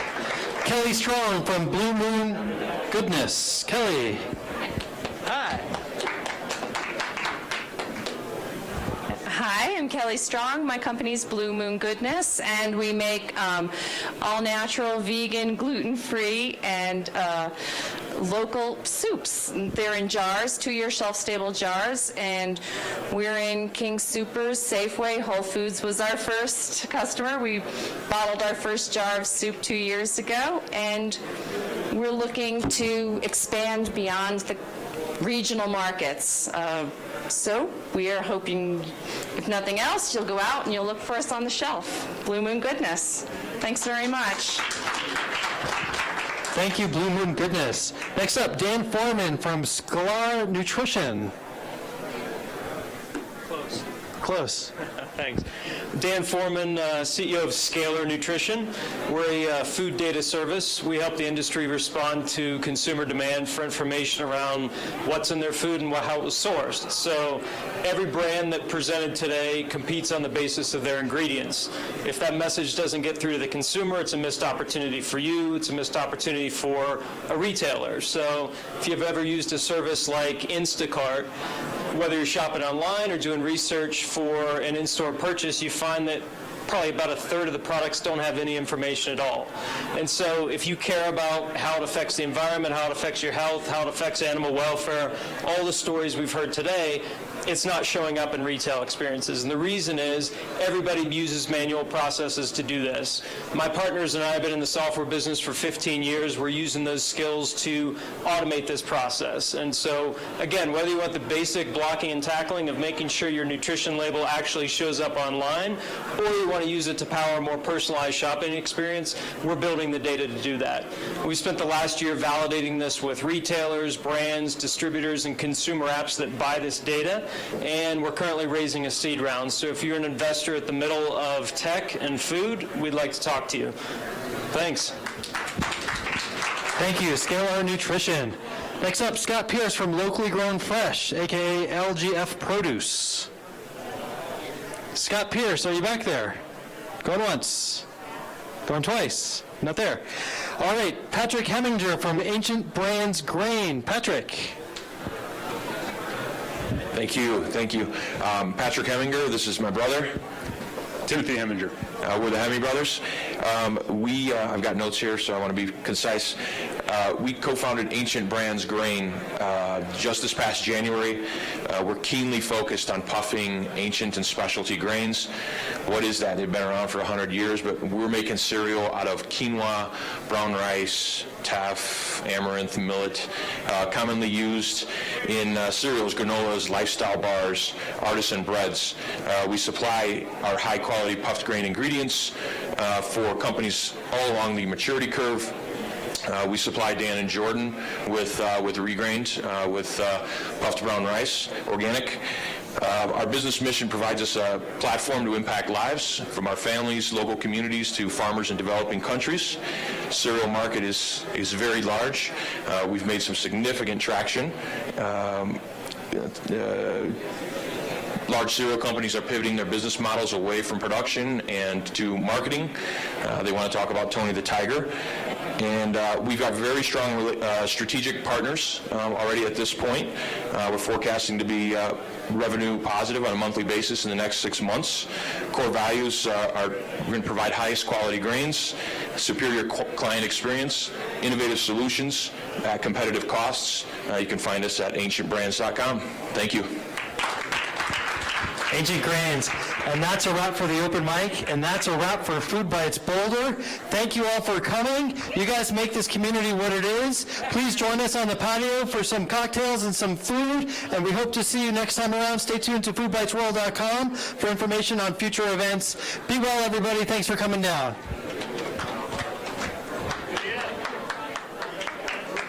Cue music.